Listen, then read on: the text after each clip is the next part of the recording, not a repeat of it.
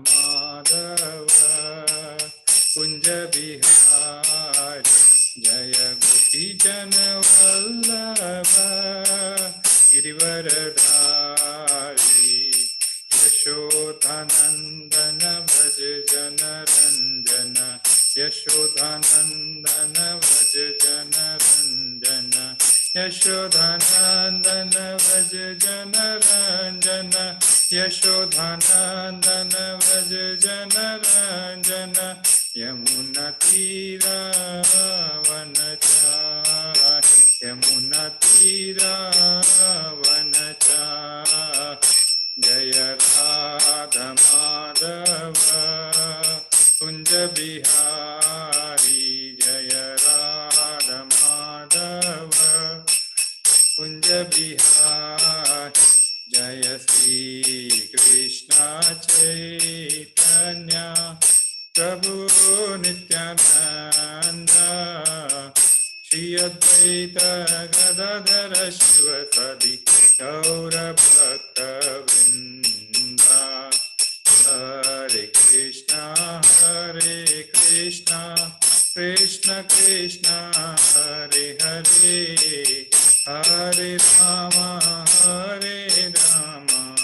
राम राम हरे हरे हरे कृष्णा कृष्ण कृष्ण हरे हरे हरे राम राम राम हरे हरे हरे कृष्णा कृष्ण कृष्ण हरे हरे हरे राम राम राम हरे हरे हरे कृष्णा कृष्ण कृष्ण हरे हरे हरे राम राम राम हरे हरे हरे कृष्णा कृष्ण कृष्ण हरे हरे हरे राम राम राम हरे हरे हराय नमः कृष्ण यादव नमः यादवाय माधवाय केशवाय नमः गोपाल गोविंद राम श्री मधुसूदन गिरिधारी गोपीनाथ मदन मोहन जय जय जय श्री चैतन्य जय नित्यानंद श्री अद्वैत चंद्र जय गौर भक्त हरे कृष्णा कृष्ण कृष्ण हरे हरे हरे राम राम राम हरे हरे जय राधा मेरी ईश्वर राधा मेरी ईश्वर जय राधा मदन मोहन राधा मदन मोहन जय गौर निताय जय गौर निताय जय प्रभुपदा प्रभुपदा शिल प्रभुपद जय गुरुदेवा जय गुरुदेवा शिल गुरुदेव निताय गौर हरि बोल निताय गौर हरि बोल। युग धर्म नाम संकीर्तन की जय। जय ओम विष्णुपाद परमंत प्रिय राजकाचार्य अष्टोत्तर श्रीमद्भय चरणारविंद ऐसी भक्ति वेदांत स्वामी शील प्रपात की जय। कृष्ण कृपा मूर्ति शील प्रपात की जय। इस्कॉन फाउंडर आचार्य शील प्रपात की जय। जय ओम विष्णुपाद परमंत प्रिय राजकाचार्य अष्टोत्तर श्रीमद भक्ति सिद्धांत सरस्वती गोस्वामी महाराज प्रपात ठाकुर की जय। अनंत कोटि वैष्णव वृंद की जय। नामाचार्य शील हरिदास ठाकुर की जय। प्रेम से कहो जय श्री कृष्ण चैतन्य प्रभु नित्यानंद श्री अद्वैत गदाधर श्रीवासादि श्री गौर भक्त वृंद की जय। जय श्री राधा कृष्ण गोपीनाथ श्याम कुंड राधा कुंड गिरी गोवर्धन धाम की जय। वृंदावन मथुरा गोकुल द्वारका धाम की जय। नवदीप मायापुर धाम की जय। पुण्य क्षेत्र जगन्नाथपुरी धाम की जय। गंगा माई की जय। यमुना माई की जय। भक्ति देवी की जय। तुलसी महारानी की जय। सामवेद भक्त वृंद की जय। सभी एकत्रित भक्तों की जय जयकार हो हरे कृष्णा। सभी एकत्रित भक्तों की जय जयकार हो हरे कृष्णा।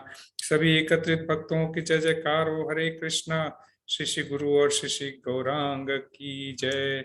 श्रील प्रभुपाद की जय। ओम नमो भगवते वासुदेवाय। ओम नमो भगवते वासुदेवाय। ओम नमो भगवते वासुदेवाय।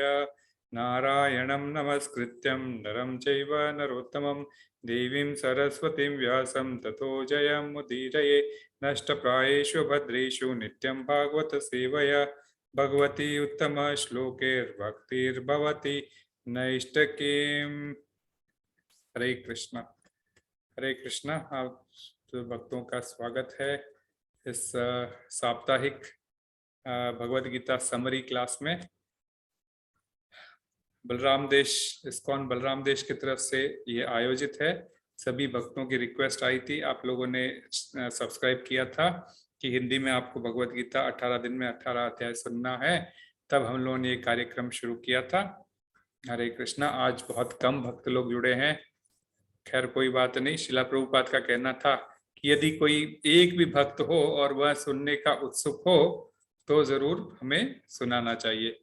तो ये भगवान की सेवा के लिए हम यह कार्य करते हैं। तो आप दोनों माता जी को मेरा दंडवत प्रणाम और हम क्लास शुरू करते हैं। हरे कृष्णा। पिछले बार हम लोगों ने अध्याय 1 की समरी ली थी। आप में से माता जी आपने अटेंड किया था किसी ने, तो आप कुछ बता सकते हैं कि आपको कुछ याद है एक अध्याय में हमने क्या क्या सीखा था? हरे कृष्णा। क्योंकि हम लोग ज्यादा लोग नहीं है तो ऐसे ही हम से आप कुछ भी जो भी याद है आपको, पहले अध्याय में आपने जो भी सुनना था या फिर मैंने जो आपको कहा था, आपको कुछ याद है? हरे कृष्णा। हाँ प्रभु जी, हरे कृष्णा। यस माता जी। पहले अध्याय में हम लोगों ने अर्जुन की सेना में और दुर्योधन की सेना में कौन कौन थे वो था, और हर किसी ने शंख बजाया था, वो शंख के बारे में। हरि बोल। बहुत अच्छा। एक तो एक दूसरे के सेना के अंदर कौन कौन थे उसके अंदर, और कूटनीति करते हुए दुर्योधन ने पहले अपने गुरु के पास जाके, सेनापति के पास न जाते हुए जो कि भीष्म पितामह थे, कूटनीति के थ्रू उनको समझाया कि पांडवों के पास कौन कौन है और हमारे पास कौन कौन महारथी है। सामने वाले के पास अराउंड 15 नाम गिना दिए और खुद के पास अभी 6 नाम गिनाए थे। और फिर बाद में आपने बताया शंख मीन्स लाइक अपने अपने शंख बजाए, अलग अलग प्रकार के शंख के हमने नाम देखे, और शंख के बजते ही हमने क्या समझा था कि युद्ध के जीत के लक्षण किस प्रकार प्रदर्शित हुए थे, है ना? करीब करीब 5-7 लक्षण प्रदर्शित हुए थे कि शंख अर्जुन का रथ का किसका था? अग्निदेव का था, जो 10 दिशाओं में कभी भी कभी जो हर दिशा में जाता था वहां विजयी होता था।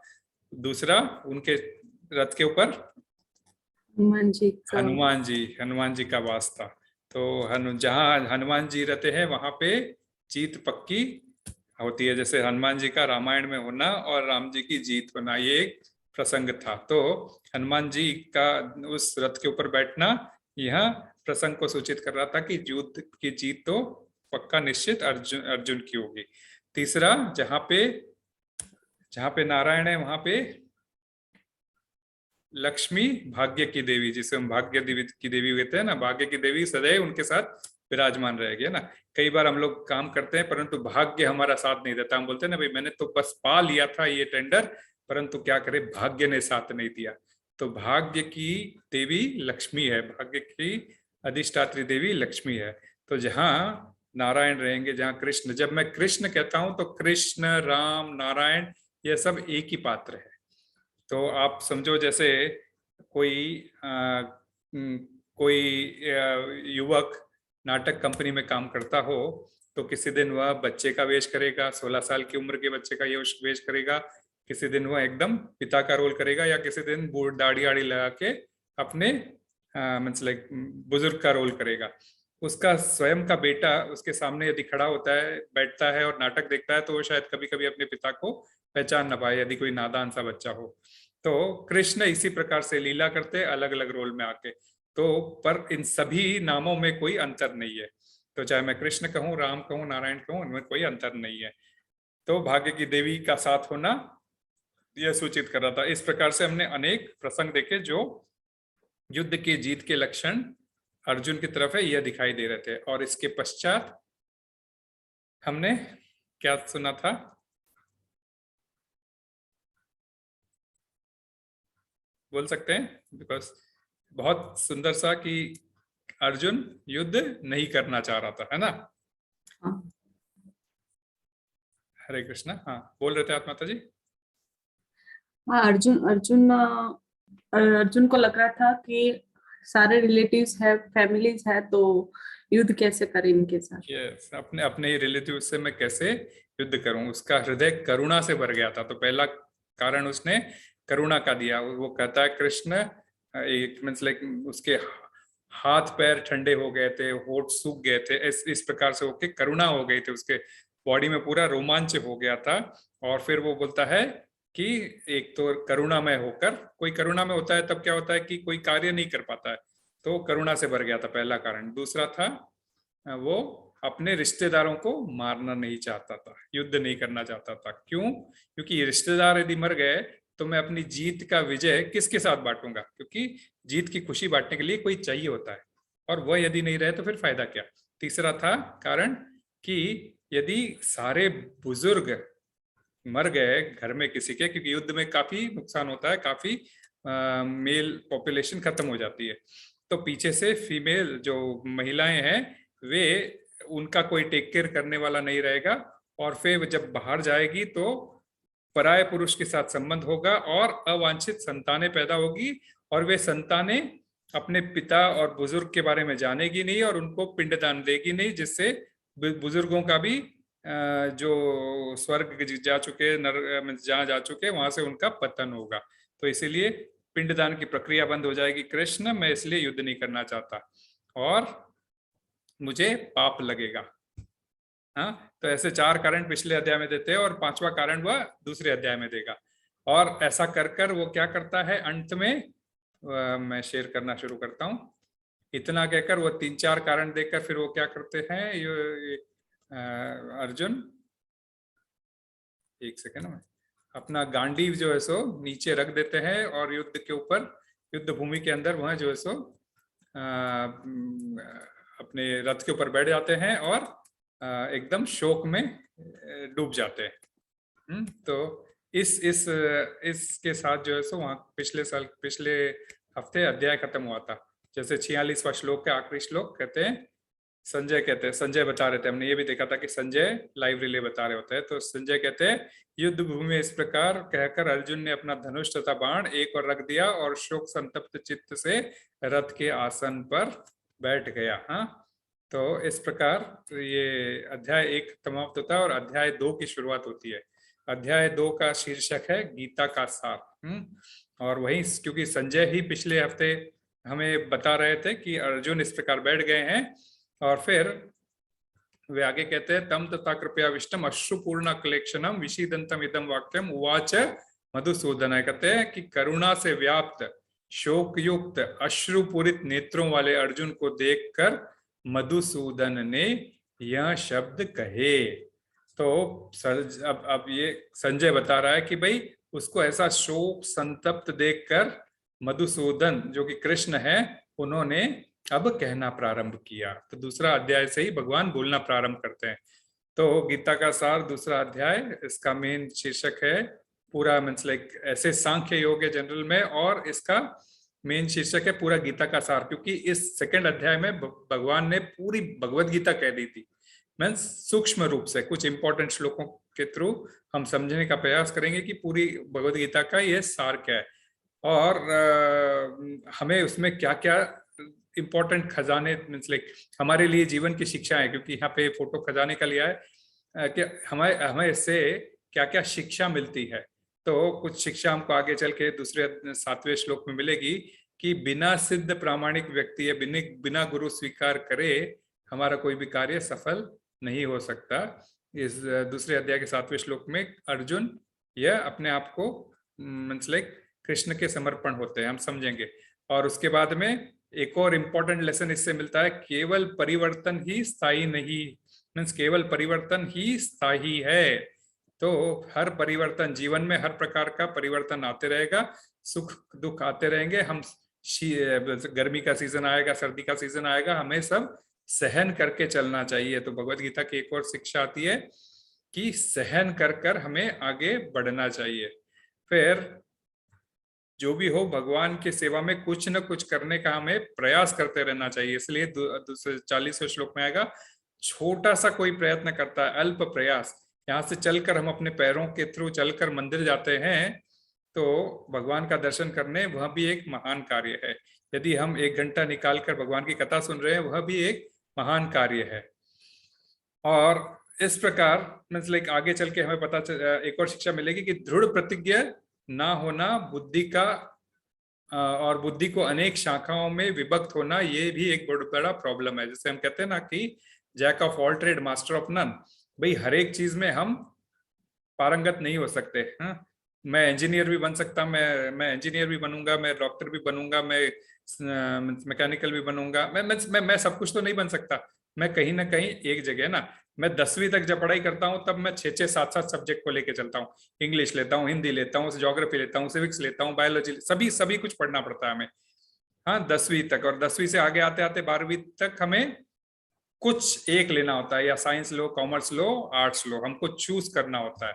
हाँ, और फिर 12वीं तक खत्म करते करते हमने कॉमर्स चूज किया तो फिर हमें कॉमर्स में ही आगे पढ़ाई करनी पड़ती है, डिग्री लेनी होती है। ठीक है, उसमें भी हमें 5-6 सब्जेक्ट होते हैं, लेकिन डिग्री सारे कॉमर्स से कनेक्टेड होते हैं। और फिर पीएचडी जब करते हैं तो फिर सिर्फ एक ही सब्जेक्ट रह जाता है, वो कॉमर्स में कोई स्पेशलाइजेशन कोर्स करना होता है ना। तो इस प्रकार पहले हमारी बुद्धि अनेक शाखाओं में रहती है। भाई आज सोमवार है, मैं गणेश जी के पास आज सोमवार है, मैं शिव जी के पास चला गया, आज मंगलवार है, मैं हनुमान जी के पास चला गया, आज बुधवार है, मैं गणेश जी के पास चला गया। तो अनेक प्रकार से हमारी बुद्धि अनेक अनेक शाखाओं में विभक्त होती है, परंतु कुछ हद तक वो ठीक होता है। परंतु इस हमें समझना चाहिए, जैसे हमारे जीवन में हम आगे चलकर एक कोर्स डिसाइड करते हैं और उस कोर्स में आगे बढ़ते हैं, है ना। अब हमने गृहिणी का रोल स्वीकार किया तो हम गृहिणी के रोल में ही आगे बढ़ते हैं। ठीक है, कुछ हद तक गृहिणी कमाई भी कर लेगी, ये भी कर लेगी, परंतु गृहिणी अंत में रहेगी तो गृहिणी, तो अंत में एक जगह हमको आके रुकना पड़ता है। इसी को बोलते हैं दृढ़ प्रतिज्ञ होना, कि भी आपको अनेक शाखाओं से छोड़कर अपनी बुद्धि को एक शाखा की ओर संकल्प लेना होगा।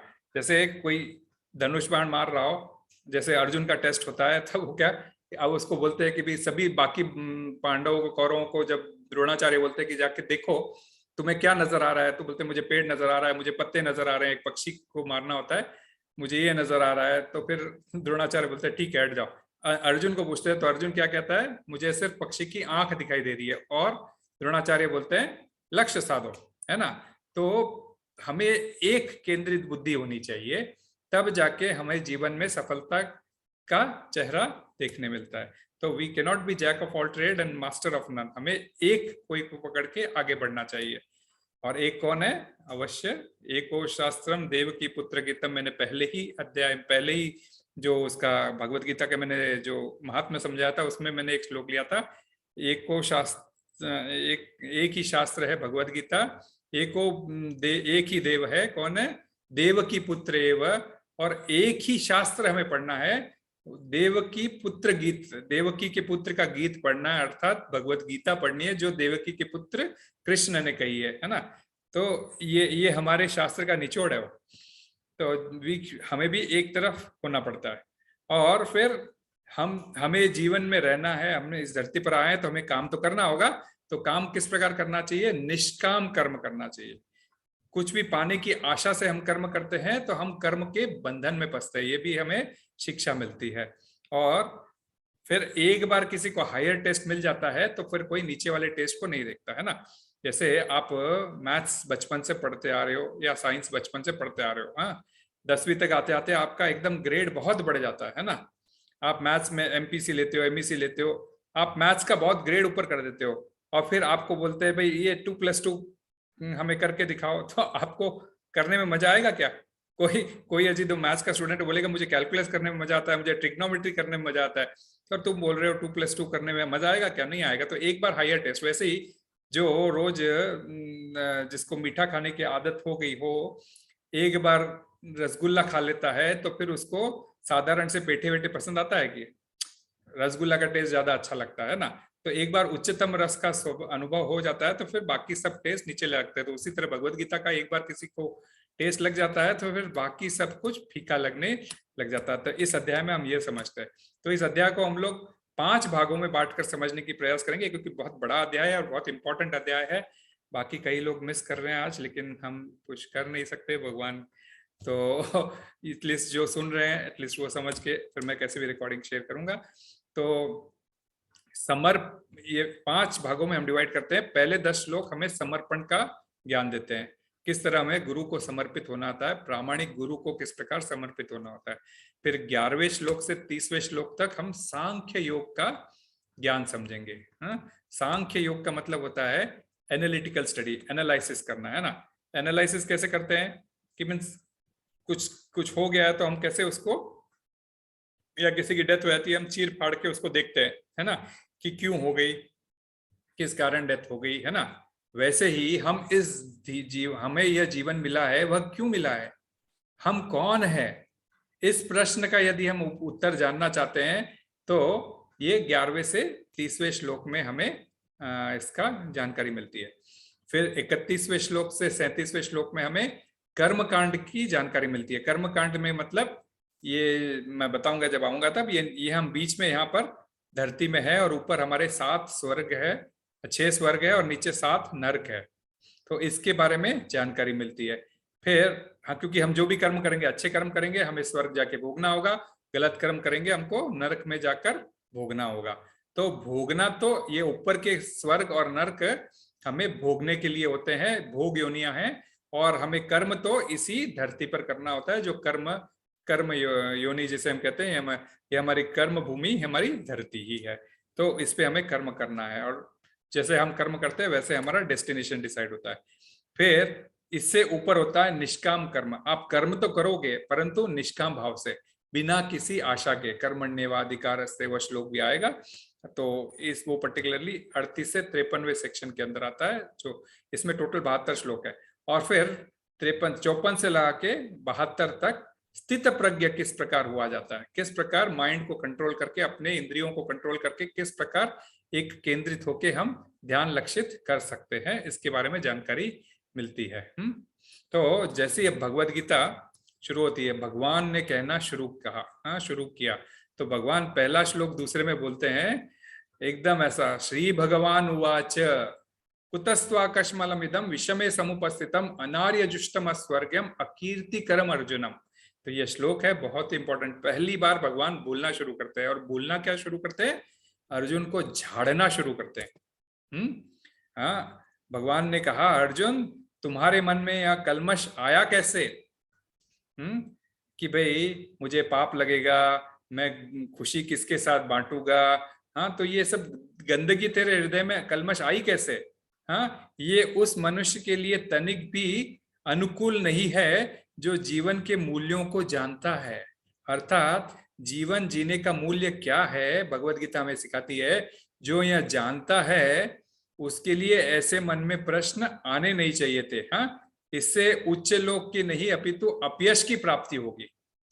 आपको इससे ऊपर के लोगों को जाने के बजाय आपको अपयश मिलेगा, ऐसे काम तुम कर रहे हो। कुतस्त्वा कश्मलमिदम, ये ऐसा मीन्स झाड़ते हुए कहते हैं कि बहुत, कुतस्त्वा का मतलब है मतलब एकदम झाड़ते हुए, क्या बात कर रहे हो, अपने आप को पंडित जैसी बातें कर रहे हो।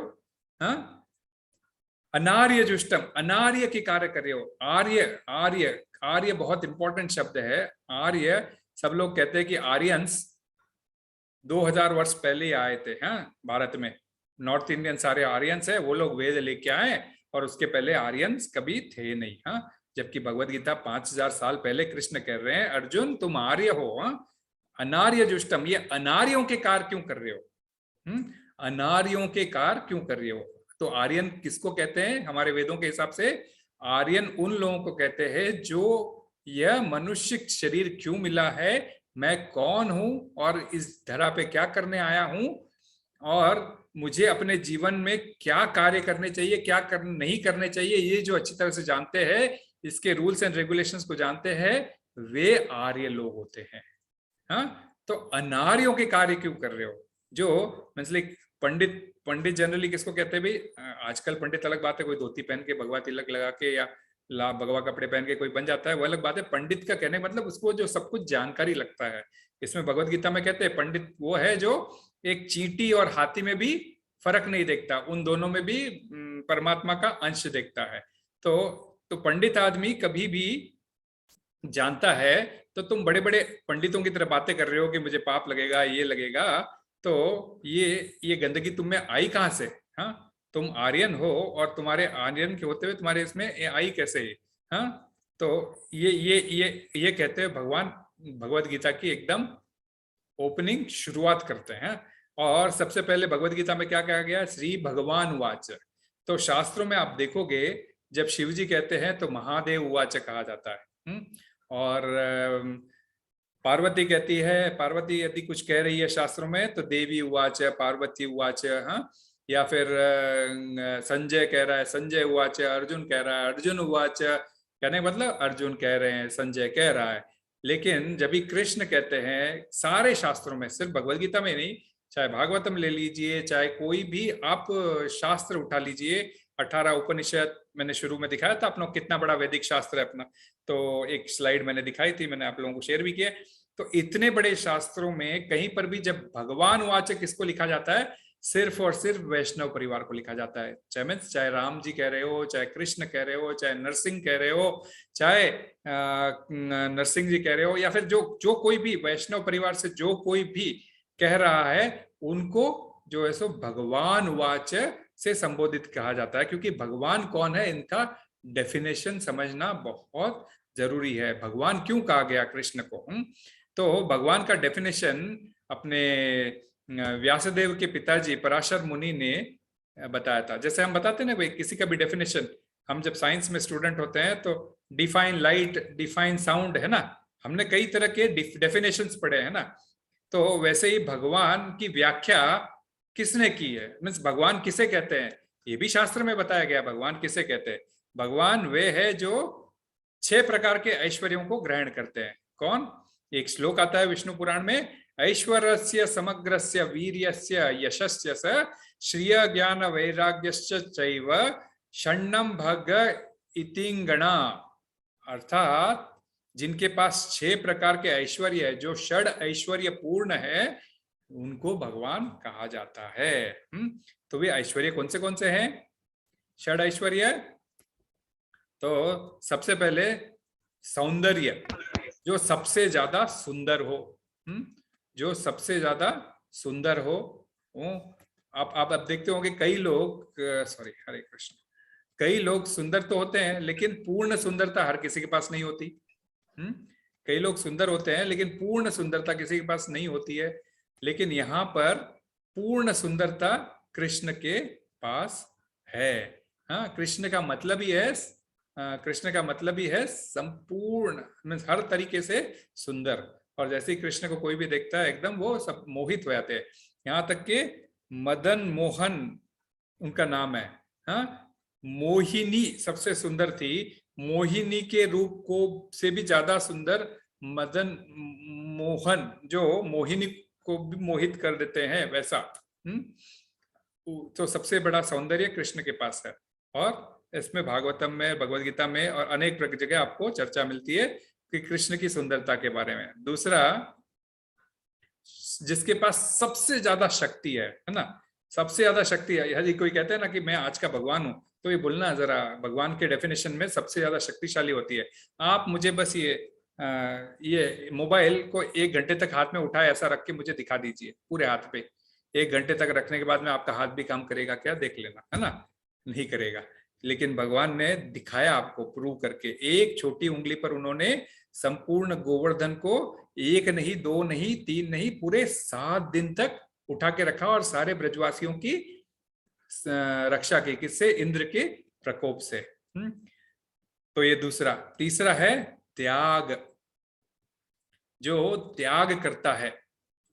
तो त्याग बहुत जरूरी है। अब जब आप एकादशी करते हो तो आप अन्न का त्याग करते हो, आप फराल लेते हो, फलाहार लेते हो, जल लेते हो, फल लेते हो, फ्रूट लेते हो, जूस लेते हो ना, आप अन्न नहीं खाते हो देना।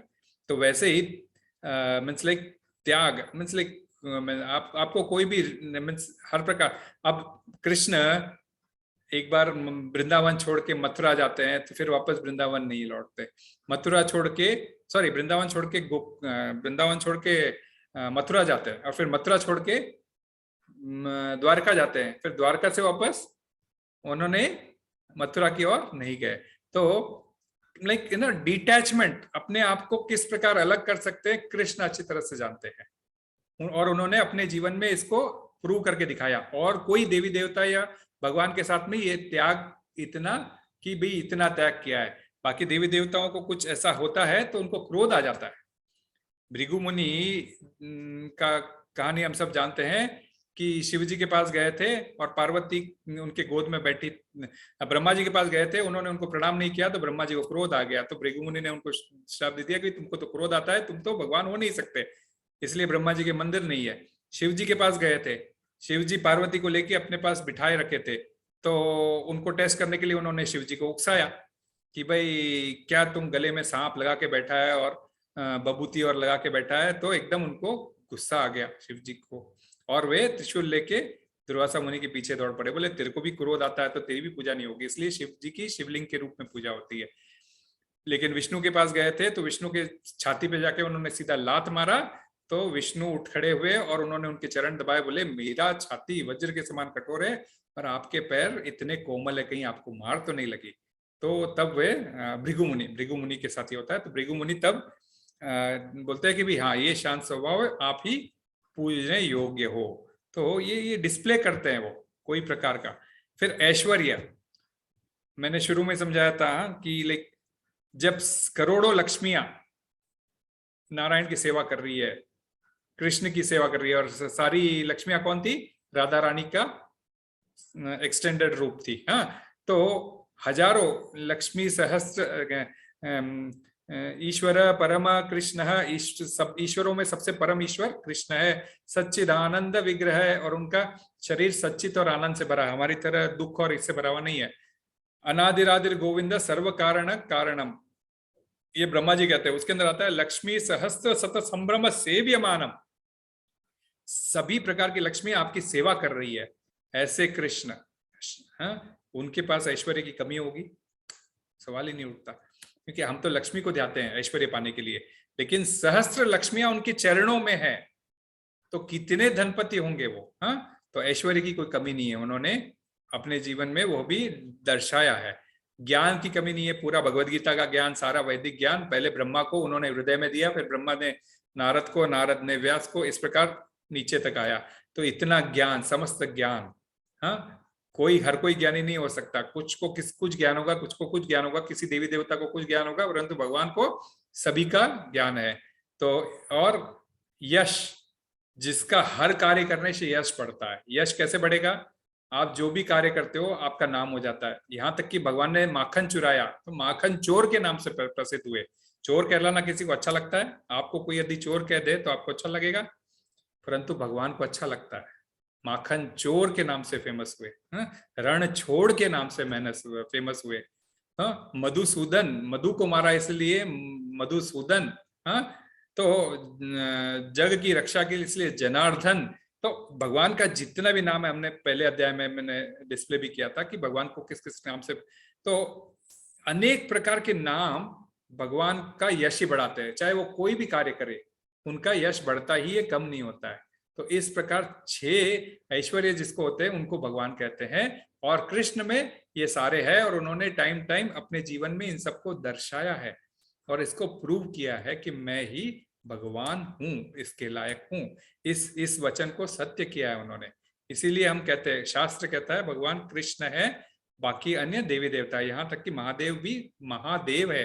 देवी देवता और भगवान भिन्न होते हैं।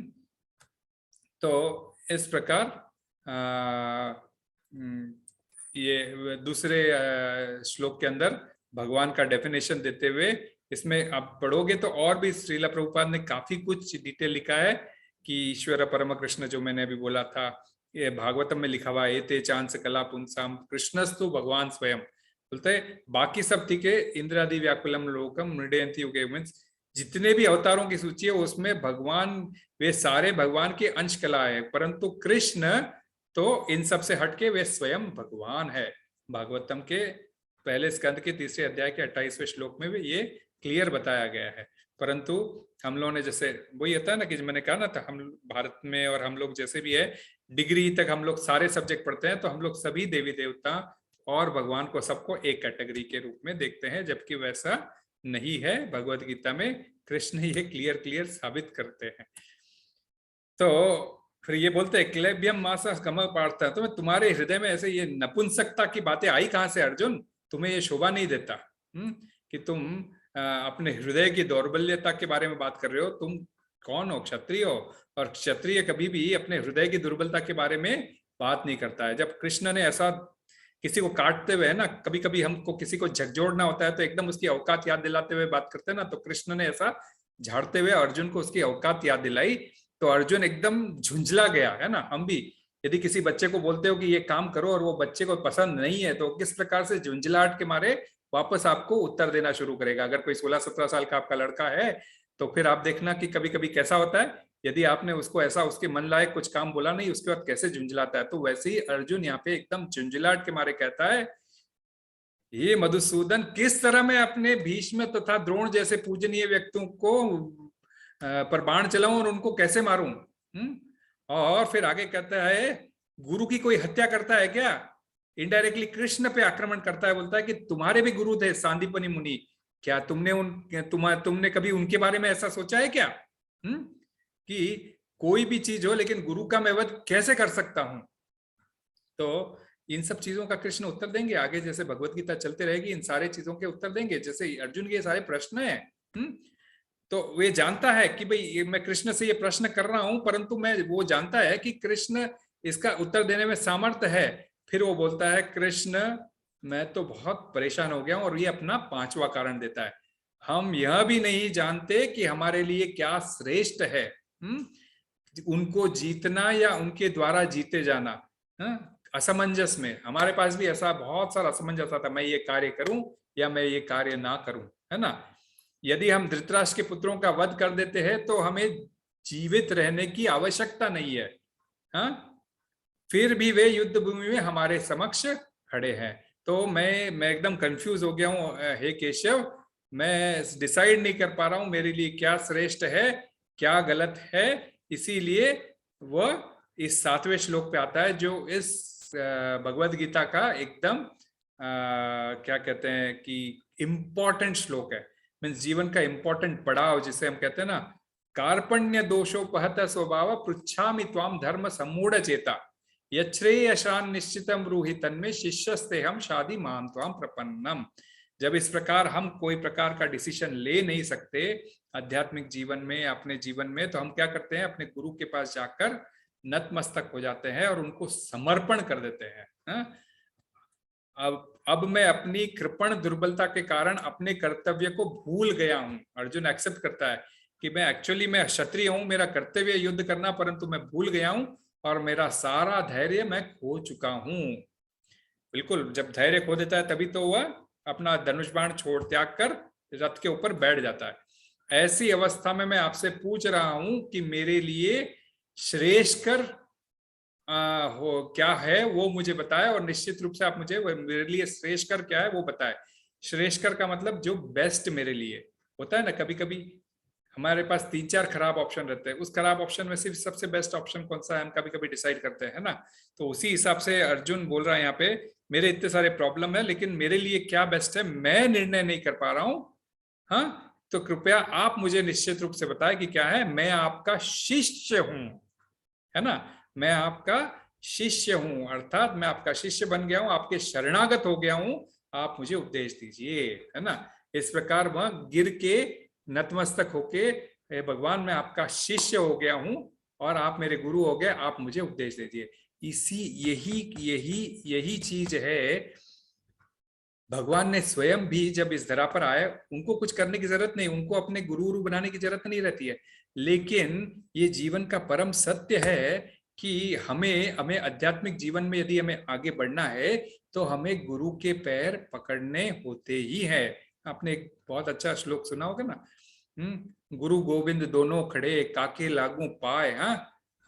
तो गुरु के चरणों पे गिरो तो जिसने गोविंद दियो मिलाए, है ना, वो श्लोक आप सभी जानते हैं, बचपन से सुने होंगे। तो जब गुरु और गोविंद जब सामने खड़े हैं तो मैं किसके पैर पहले लगूं, ऐसा दुविधा है। तो गुरु ग्रंथ में क्या कहते हैं कि गुरु के चरणों पे पढ़ो, क्योंकि गुरु क्या करता है, आपको कृष्ण से ही मिलाता है। गुरु वह नहीं है जो आपको कृष्ण से दूर ले आता है। यदि आपको कृष्ण से दूर ले आता है, बोलता है भी चल मंदिर अंदर क्या जाना है, आज हम क्लब जाके बैठते हैं, तो ये एकदम वह हमारा गुरु कभी भी नहीं हो सकता। गुरु वही हो सकता है जो हमें कृष्ण के शरणागत, कृष्ण की ओर लेके जाए। तो ये अर्जुन भी वही कर रहा है कि भाई मैं आपके शरणागत हो गया हूं। तो शरणागत हुए बिना किसी को यह ज्ञान मिलता भी नहीं है। इसीलिए हम लोग गुरु के शरणागत होते हैं, शुरू में गुरु का प्रणाम मंत्र करते हैं और गुरु की आज्ञा लेकर हम ये कहते हैं। क्यों? ये भगवत गीता ऐसे कोई पढ़ने जाएगा, कभी जिंदगी में समझ में नहीं आएगी आपको, जब तक हम किसी प्रामाणिक गुरु के सानिध्य में नहीं आ जाते हैं, जिस तक प्रामाणिक गुरु के कनेक्शन में नहीं आ जाते हैं, जब तक हमें ये भगवत गीता कभी भी समझ में नहीं आएगी। ये वन ऑफ द रीजन है। और इस प्रकार जब अर्जुन शरणागत होते हैं, तब भगवान भगवत गीता की एक्चुअल ज्ञान देना प्रारंभ करते हैं। मतलब एक दो श्लोक में बोलता है कि भाई मैं आपके शरणागत होता हूं, और अगले श्लोक में भी वह कहता है कि भाई मुझे ऐसा कोई साधन नहीं दिखता जो मेरी इंद्रियों को सुखाने वाला इस शोक को दूर कर सके। स्वर्ग और देवताओं के आधिपत्य की तरह इन घनघाम्य संपन्न सारी पृथ्वी पर निष्कंटक राज्य प्राप्त करके भी मैं इस शोक को दूर नहीं करूंगा। अर्जुन क्या सोच रहा था कि भाई इन मेरे गुरु को मारने से तो अच्छा है मैं जंगल में जाके भीख मांग लूं, मैं सड़क पे भीख मांग लूं या जंगल में जाकर रह लूं, परंतु मैं अपने गुरु को नहीं मारना चाहता। और फिर जानता है कि मैं गलत कह रहा हूं, तब जाके भगवान के चरणों में गिर के ये लेता है और बोलता है कि मेरे को कोई भी सूझ नहीं रहा है इस शोक की मुझे दूर कैसे होगा, इसीलिए मुझे भगवान आप थोड़ा गाइड कीजिए। जब इस प्रकार से ये एक बहुत रिक्वायरमेंट है। यदि आप गुरु के पास जाते हो तो इसीलिए आप जैसे प्रणाम कर, आप में से दोनों जने मंदिर आते हैं, मुझे पता नहीं, बट आप देखते होंगे हम लोग जैसे मंदिर में घुसते हैं प्रणाम करते हैं, शिला प्रभुपाद को प्रणाम करते हैं, गुरु महाराज को प्रणाम करते हैं, फिर भगवान को प्रणाम करते हैं। क्यों? क्योंकि गुरु के थ्रू ही हम भगवान तक पहुंच सकते हैं। डायरेक्ट हम कभी भी भगवान की सेवा नहीं कर सकते। हम गुरु को कहेंगे, गुरु अपने गुरु को कहेगा, अपने गुरु का उसके गुरु को कहेगा, ऐसे करते करते आखिरी में राधा रानी के थ्रू कृष्ण तक मैसेज पहुंचता है।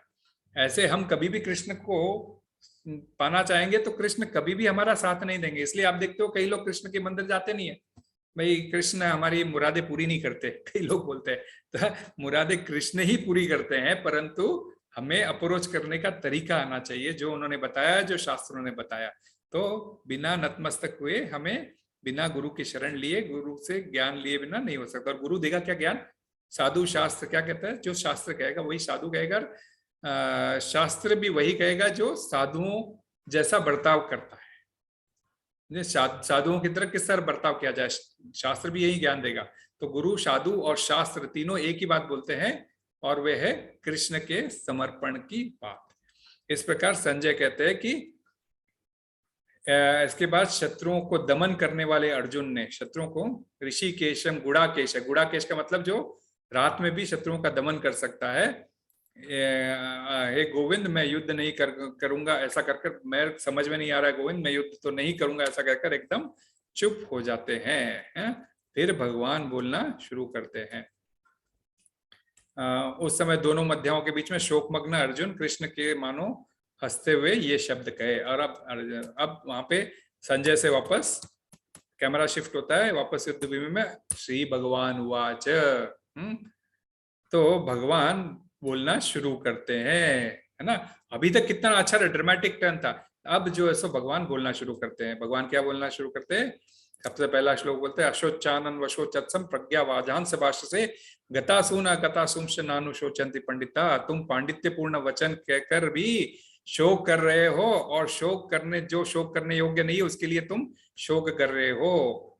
जो विद्वान होते हैं वे न तो जीवित के लिए श्लोक करते हैं, न मरने वालों के लिए श्लोक करते हैं। अशोचानन वशोचत्स्वम कहने का मतलब कि भाई तुम इस प्रकार का ये अपने हृदय में दौर्बल्यता तुम लाए कहां से हो? जो शोक करने लायक नहीं है उसके बारे में शोक कर रहे हो। तो भगवत गीता में पहला ज्ञान भगवान देते हैं कि तुम शरीर नहीं, तुम आत्मा हो। ये बहुत हुए माई, जब कोई पूछते ना मैं कौन हूं, मैं ये शरीर नहीं हूं, मैं आत्मा हूं। एक सिंपल सी बात है। आप बताइए, आपका नाम सेजल है, आपका नाम शगुन है, हाँ, तो आप बचपन में 1 साल की थी, आपका नाम शायद 1-2 महीने में रख दिया गया होगा, हाँ, ज्यादा से ज्यादा 40वें दिन रखते हैं, हमारे यहाँ 10वें दिन रखते हैं, 40वें दिन रखते हैं, जो भी रखते हैं। तो 1 साल के अंदर हमारा नाम रख दिया गया, उस नाम को हम आज तक चला रहे हैं। चाहे वो हम 1 साल के थे तभी भी माता पिता हमको उस नाम से बुलाते थे, 5 साल के हुए हमको उसी नाम से बुलाते हैं, 50 साल के होंगे या 100 साल तक जाएंगे तभी भी हम उसी नाम से जाने जाएंगे। परंतु हमारा शरीर तो वही नहीं रहेगा। मैं 1 साल की थी या 1 साल का था तब मेरा शरीर अलग था, 10 साल का हूं अलग था, जवान हूं तब अलग था, बूढ़ा हो जाऊंगा तब भी अलग होगा, लेकिन मैं तो वह का वही रहूंगा, है ना। अब मुझे किसी ने कह दिया प्रेम में, तो मैं तो वही का वही रहूंगा। तो ये वह का वही है कौन? ये वह का वही और कोई बट आत्मा है। आपके हृदय में आत्मा विराजमान है, जिससे आपके शरीर में चेतना है। यदि आपके शरीर में आत्मा नहीं है तो आप चेतना रहित है ना। जब कोई घर में गुजर जाता है, सभी ने देखा है अपना ये प्रसंग, घर में कोई मर जाता है तो हम क्या कहते हैं? क्या कहते हैं हम साधारण? कोई बताइए माता जी, सेजल या शगुन माता जी या वर्षा माता जी ज्वाइन कर चुकी है, कौन क्या कहते हैं? जब घर में किसी की मौत हो जाती है तो हम, अब सामने डेड बॉडी पड़ी होती है तो हम क्या कहते हैं? और कोई आता है तो क्या बोलते हैं हम? क्या बोलते हैं कि He left his body, he left his soul. हाँ, he left his body, मतलब कि अरे वो तो गए। अरे वो गए कौन? कौन गए? है ना, हम जोर जोर से फूट फूट के रोते हैं, कहते हैं वो तो गए। कहाँ गए? कौन गए? यहीं तो बैठे, यहीं तो सो रहे हैं, वही शरीर है, वही नाक नक्शा है, वही बॉडी है, सब कुछ तो है। फिर गया कौन? गया कौन? गया उनके अंदर की आत्मा। आत्मा आत्मा नहीं है तो कोई चेतना नहीं है, और आत्मा शरीर में है तो हम चेतन है। ये बहुत इंपॉर्टेंट पहचान है। तो कि भाई हम शरीर नहीं, हम आत्मा है। हमारी असली पहचान आत्मा से है, न कि शरीर से। जब मैं नमस्कार करता हूं तो मेरी आत्मा आपके अंदर की आत्मा को नमस्कार करती है, न कि शरीर को। शरीर तो क्या है? नश्वर नश्वर है। देहिनोस्मिन मतलब शरीर तो नश्वर है एकदम। देहिनोस्मिन यथा देहे कौमारम यौवनम जरा, ये भी एक इंपॉर्टेंट श्लोक है कि भाई जब मैं जो बता रहा था आपको, जब मैं छोटा बच्चा हूं या बड़ा हूं या बूढ़ा हूं या मर जाऊंगा, लेकिन आत्मा तो वही कंटिन्यू होगी, शरीर का रूप बदलता रहेगा। हाँ, और बूढ़ा होके मर जाने पर तथा देहांतर प्राप्त, जैसी शरीर छोड़ दूंगा दूसरा शरीर मिल जाएगा। तो जो जो इम्पोर्टेंट लोग हैं वो इससे परेशान नहीं होते, मतलब जो जो जो जानते हैं इस बात को, वे एकदम स्थित प्रज्ञ रहते हैं, उनको कुछ फर्क नहीं पड़ता। हाँ, चाहे तुम ये एक शरीर, जैसे जैसे हम एक कपड़ा लेके, अब दूसरा वाला एक एग्जाम्पल बताता हूँ कि लाइक जैसे हम एक कपड़ा छोड़ के दूसरा कपड़ा बदलते हैं, तो ये आत्मा भी, ये शरीर जब जीर्ण हो जाएगा, इसमें कार्य करने लायक कुछ रहेगा नहीं, तो इस शरीर को छोड़ के आत्मा निकल जाएगी और दूसरे शरीर में अपने आप को स्थापित कर लेगी। तो ये जीवन का नियम है, ये हमें समझना चाहिए कि आत्मा कभी मरती नहीं है और शरीर मर जाता है। आत्मा कभी भी अमर ही रहती है। और आत्मा के कैरेक्टरिस्टिक्स भी हम जानेंगे अभी आगे। एक और इंपॉर्टेंट प्रिंसिपल देते हैं भगवान, जो 14वें श्लोक में भगवान कहते हैं, मात्रा स्पर्शस्तु कौन्तेय शीतोष्ण सुख दुखता आगम पाहिनो नित्या ताप स्थिति क्षस्व भारत। हे कुंती पुत्र, सुख और दुख का क्षणिक उदय के कालक्रम में उनका अंतर्ध्यान होना सर्दी तथा गर्मी के ऋतुओं के आने जाने के समान है। हे भरतवंशी, वे इंद्रिय बोध से उत्पन्न होते हैं और मनुष्य को चाहिए कि अविचल भाव से उनको सहन करना सीखे। भगवान स्वयं कह रहे हैं, जैसे गर्मी होती है, गर्मी के बाद बारिश आती है, बारिश के बाद ठंडी आती है, तो ये ऋतु परिवर्तन होती रहती है भाई। 12 महीने गर्मी नहीं रहने वाली, 12 महीने सर्दी नहीं रहने वाली, 12 महीने बारिश नहीं रहने वाली। उसी प्रकार से हमारे जीवन में सुख आते रहेंगे, दुख आते रहेंगे, लेकिन परमानेंट नहीं रहेंगे। कुछ दिन सुख रहेंगे हम, उस सुख के बाद में दुख आएगा, दुख से तो इन सबको हमारे जीवन में सहन करना ही होगा। जैसे ऋतु आप सहन करते हो नेचुरल वे में, हमको भगवत गीता जीना सिखाती है कि भाई ऐसे ऑफिस में आज प्रॉब्लम आ गया, कोई बात नहीं, आएगा, सहन करना पड़ेगा, और अच्छा दिन भी आएगा। हमारा इंक्रीमेंट नहीं हो रहा है, लोगों का हो रहा है, कोई बात नहीं, समय परिवर्तन होते रहता है कहीं ना कहीं आपके। ठीक है, वो कर्म की बात आएगी, आगे चल के हम कभी कर्म की बात करेंगे, लेकिन इंपॉर्टेंट प्रिंसिपल है आपको सहन करना सीखना होगा, सहनशील होना पड़ेगा, और ये एक्सेप्ट करना होगा। जैसे ऋतु हमारे हाथ में है, प्रकृति, मैंने पहले ही कहा था भगवत गीता 4 टॉपिक में डील करती है ना, 5 टॉपिक पे, कर्म, प्रकृति, भगवान, ईश्वर, आत्मा और काल। ये चारों पे हमारा बस नहीं है, प्रकृति पे बस नहीं है। तो वेदर चेंज होता है, हमें कोई हमारे उस पर बस है नहीं है, हम वेदर को उल्टा खराब कर रहे हैं, क्योंकि अपने जो स्टैंडर्ड ऑफ लिविंग चेंज करके हम वेदर के साथ खिलवाड़ कर रहे हैं। तो हमको वेदर उसका परिणाम देगा, अति ज्यादा सूखी आएगा, अति ज्यादा सूखा होगा, अति ज्यादा वृष्टि होगी, अति ज्यादा ठंडी होगी। ये सब हमारे ही कारण हो रहा है। पर्यावरण अपने हिसाब से बराबर काम कर रहा है, परंतु हम उसके साथ छेड़छाड़ कर रहे हैं, तो वो हमें अपना रौद्र रूप दिखाता है। हमको सहन करना होता है। वैसे ही जीवन में ऊपर नीचे आते रहेंगे, अपना जीवन ऊपर नीचे होते रहेगा, हमें ये सबको सहन करके चलना होगा। फिर वो बोलते हैं क्योंकि मैं अविनाशी हूं, अंतवंत इमे दया। जब मैं आ गया तो मैं कौन हूं? सोल, जो यहाँ पे दिया है ना, पे आपका शरीर को यदि आप ऐसा काट के देखोगे तो सबसे इंपॉर्टेंट पार्ट रहेगा सोल। अब जैसे कुछ होता है ना, पेड़ के अंदर हम काट के देखते हैं तो बीज की जड़ जहां से काम करती है, बीज का पोर्शन बहुत इंपॉर्टेंट होता है। तो वैसे ही शरीर को काटने से ऐसा नहीं दिखेगा शरीर, कहने का मतलब उसको उस लैंग्वेज में समझाया गया कि मैं कौन हूं, मैं जो बीच में जो सोल है, तो मैं आत्मा हूं। आत्मा के साथ क्या होता है? आत्मा के साथ इंटेलिजेंस, माइंड और ईगो, अर्थात मन, बुद्धि, अहंकार, ये तीनों की परत चढ़ी होती है। हमारा मन जो कहता है हम वो करना चाहते हैं, जबकि हमारी आत्मा जो कहती है हम वो करना नहीं चाहते, क्योंकि मन आत्मा को ढक के रखा है। सॉरी, बुद्धि, आत्मा को बुद्धि ढक के रखी है, और बुद्धि को मन ढक रखा है, और मन को अहंकार ने ढक रखा है। झूठा अहंकार, मैं तो सीए हूँ, मैं तो कंपनी में मैनेजर हूँ, मैं तो ये हूँ, मैं तो वो हूँ, मैं भारतीय हूँ, मैं अमेरिकन हूँ, मैं इंडियन हूँ। अनेक प्रकार के हमने अपने आप को उपाधियों से भर रखा है, और उसके ऊपर से हमारा ये शरीर है। इसको सारा दिन मैं सुंदर दिखने के लिए कुछ भी करता रहूंगा, दुनिया भर के शैम्पू मेरे बाथरूम में लाके रखूंगा, दुनिया भर के काली पोतने के ये मैं लाके रखूंगा, है ना।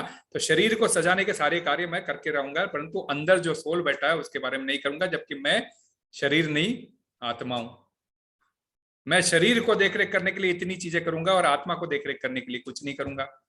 ये तो वैसी बात होगी जैसे कोई तोता हो, उसका पिंजरा हो, सोने का पिंजरा बनाया हो आपने, डेली उस सोने के पिंजरे को साफ करते हैं पानी लगा लगा के, और उस तोते को बेचारे को खाना ही नहीं देते अंदर, तो क्या होगा?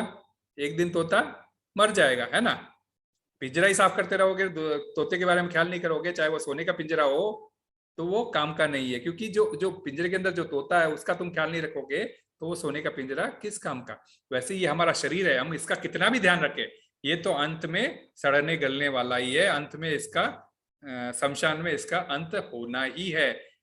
ठीक है, हम अच्छा थोड़ा बहुत दिखने के लिए हमें स्वच्छ रखना होता है, क्योंकि इस स्वच्छ शरीर के अंदर भगवान का वास होता है, इसलिए जहां भगवान का वास होता है हम स्वच्छता रखते हैं। इस शरीर में भी आत्मा के साथ साथ परमात्मा का वास होता है, आगे चल के हम समझेंगे। तो इसीलिए हमें इस शरीर को शुद्ध रखना होता है, और शरीर को शुद्ध रखने के लिए स्नान करना होता है, इत्यादि करने होते हैं, और इसकी थोड़ी बहुत देखरेख करनी होती है, परंतु पूरा समय इसके पीछे नहीं लगाना चाहिए। इसके अंदर जो मुख्य बैठा है सोल, यानी कि मैं खुद जो आत्मा हूं, उसके बारे में सोचना चाहिए। आत्मा कौन है? परमात्मा का अंश है। परमात्मा बहुत बड़ी आत्मा है, और हम छोटे से हैं। जैसे वो विभु है, हम अणु है, इतना बड़ा डिफरेंस है। हाँ, जैसे वो समुद्र है और हम जो है समुद्र की एक बूंद है, इतना बड़ा अंतर है। तो आत्मा परमात्मा का यह डिफरेंस है, ये हमको समझना होगा।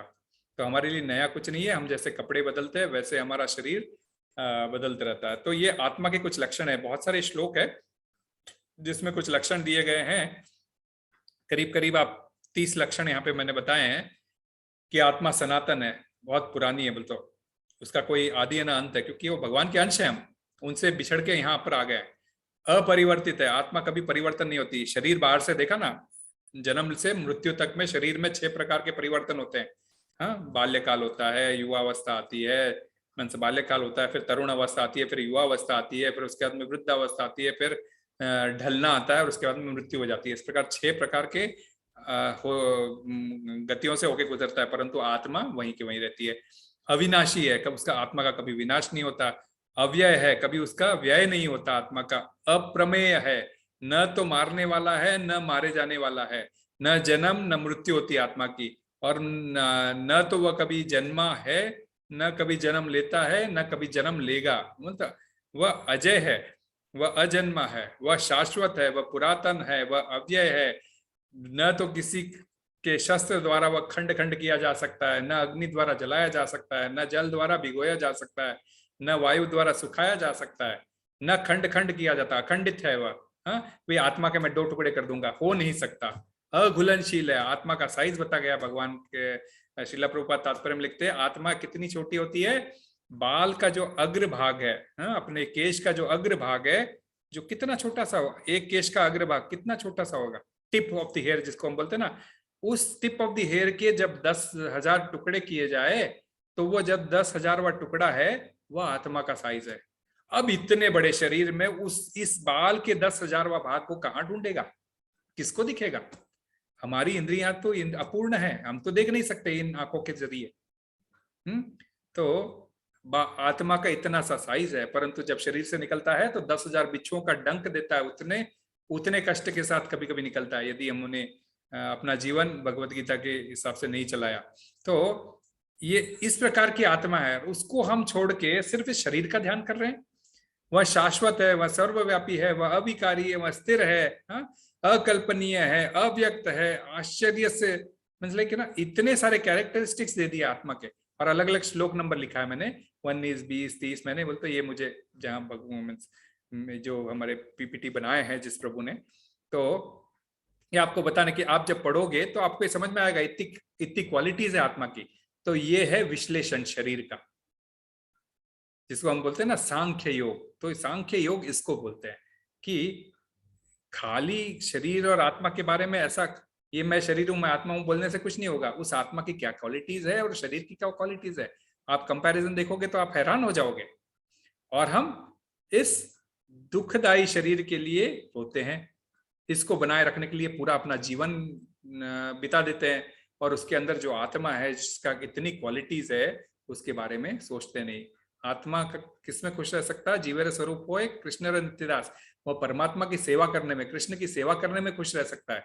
आप आत्मा को कीर्तन सुनने को कहो, आप आत्मा को ये सुनने को कहो तो उसको अच्छा लगता है, परंतु हम उसको दबा के अपने मतलब हमारा अहंकार बोलता है नहीं मुझे तो ये काम करना है, अहंकार फिर मन को बोलता है, मन अलग अलग प्रकार के, अब आपका भी आपके पास भी फिर मन अलग अलग प्रकार के प्रलोभन देता है, उसमें से फिर आप चॉइस करते हो, चॉइस अच्छी करते हो। आपने सोचा कुछ भी हो मुझे आज मंदिर जाना है, आपने चॉइस किया तो आपने अच्छा कार्य किया, और कुछ भी हो मैं आज पिक्चर जाने की बात करूंगे तो आप मीन्स लाइक कर्म बंधन की बात कर रहे हो, तो चॉइस फिर आप करते हो। तो भगवान ने आपको स्वतंत्रता दिया, आप चॉइस कर सकते हो, परंतु आप चॉइस करने के बाद में भगवान बोलेंगे तथास्तु।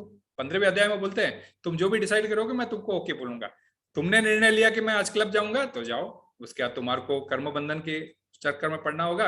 तुमने डिसाइड किया मैं भगवान के मंदिर जाना चाहता हूं तो चलो अच्छा, तुम्हारे खाते में पुण्य जमाना होना शुरू होगा ताकि तुम मेरे तक पहुंच सको। तो इस प्रकार भगवान आपको सहन ये देते हैं। तो ये हो गया आत्मज्ञान। आत्मा के ज्ञान के बाद में दूसरा खंड आता है कर्म कांड। तो मैंने कहा था कर्म कांड में क्या होता है, 31वें से 37वें श्लोक में कर्म कांड के तहत क्या करते हैं कि भाई हम आप जो भी कार्य करते हैं ना, आप जो भी कार्य करते हैं हम देखते हैं ना भाई ये करो, इससे पुण्य का कार्य करो, इससे पाप लगेगा, हम भी बोलते हैं ना कई कार्य करते हैं। तो ये पाप पुण्य किस लिए बनाए गए हैं? ताकि आप पुण्य कार्य करोगे तो आप जो सो मरने के बाद में, अब जैसे ये धरती पे हम है, मरने के बाद में हम भूअर लोग जाएंगे, स्वर्ग लोग जाएंगे, या महर लोग जाएंगे, हाँ, जन लोग जाएंगे, तप लोग जाएंगे, सत्य लोग जाएंगे, या ब्रह्म लोग जाएंगे। ये 6 प्रकार के स्वर्ग है ऊपर। तो इन लोकों में जाएंगे। सब लोग स्वर्ग की बात करते हैं ना, स्वर्ग एक दूसरा स्वर्ग है, यहाँ पे दूसरा नंबर पे। भूमि से निकल के हम भूअर लोक पे जाएंगे, जहाँ पे त्रिशंकु स्वर्ग है, यहाँ पे उल्टे रहते हैं सब लोग ऊपर से नीचे। ये हमें नहीं दिखाई देगा, परंतु वहां पे एक स्वर्ग है। उससे ऊपर जाएंगे तो स्वर्ग है, स्वर्ग लोक है। उससे ऊपर महर लोक है, जन लोक है, तप लोक है, अलग अलग प्रकार के लोक है। और सब में ऐश्वर्य। और जैसे यहाँ आपको एक गिलास गर्मी के अंदर आप अब बाहर से आते हो और एक गिलास ठंडा शरबत पीने का आनंद आता है, तो कितने खुश हो जाते हो। नींबू की शिकंजी मिल गई है ना, कितना आनंद आता है। यही आनंद ऊपर भूअर लोक में 100 गुना बढ़ जाता है। भूअर लोक से 100 गुना ऊपर स्वर्ग लोक में बढ़ जाता है। यह आनंद खाली उस एक गिलास रस का, यहाँ का जो आनंद है उससे 100 गुना महर लोक, उससे 100 गुना स्वर्ग लोक, उससे 100 गुना जन लोक, तप लोक, इस प्रकार बढ़ते आता है। तो आप आनंद की सीमा देखिए। इसलिए लोग स्वर्गवासी होने का प्लान करते हैं।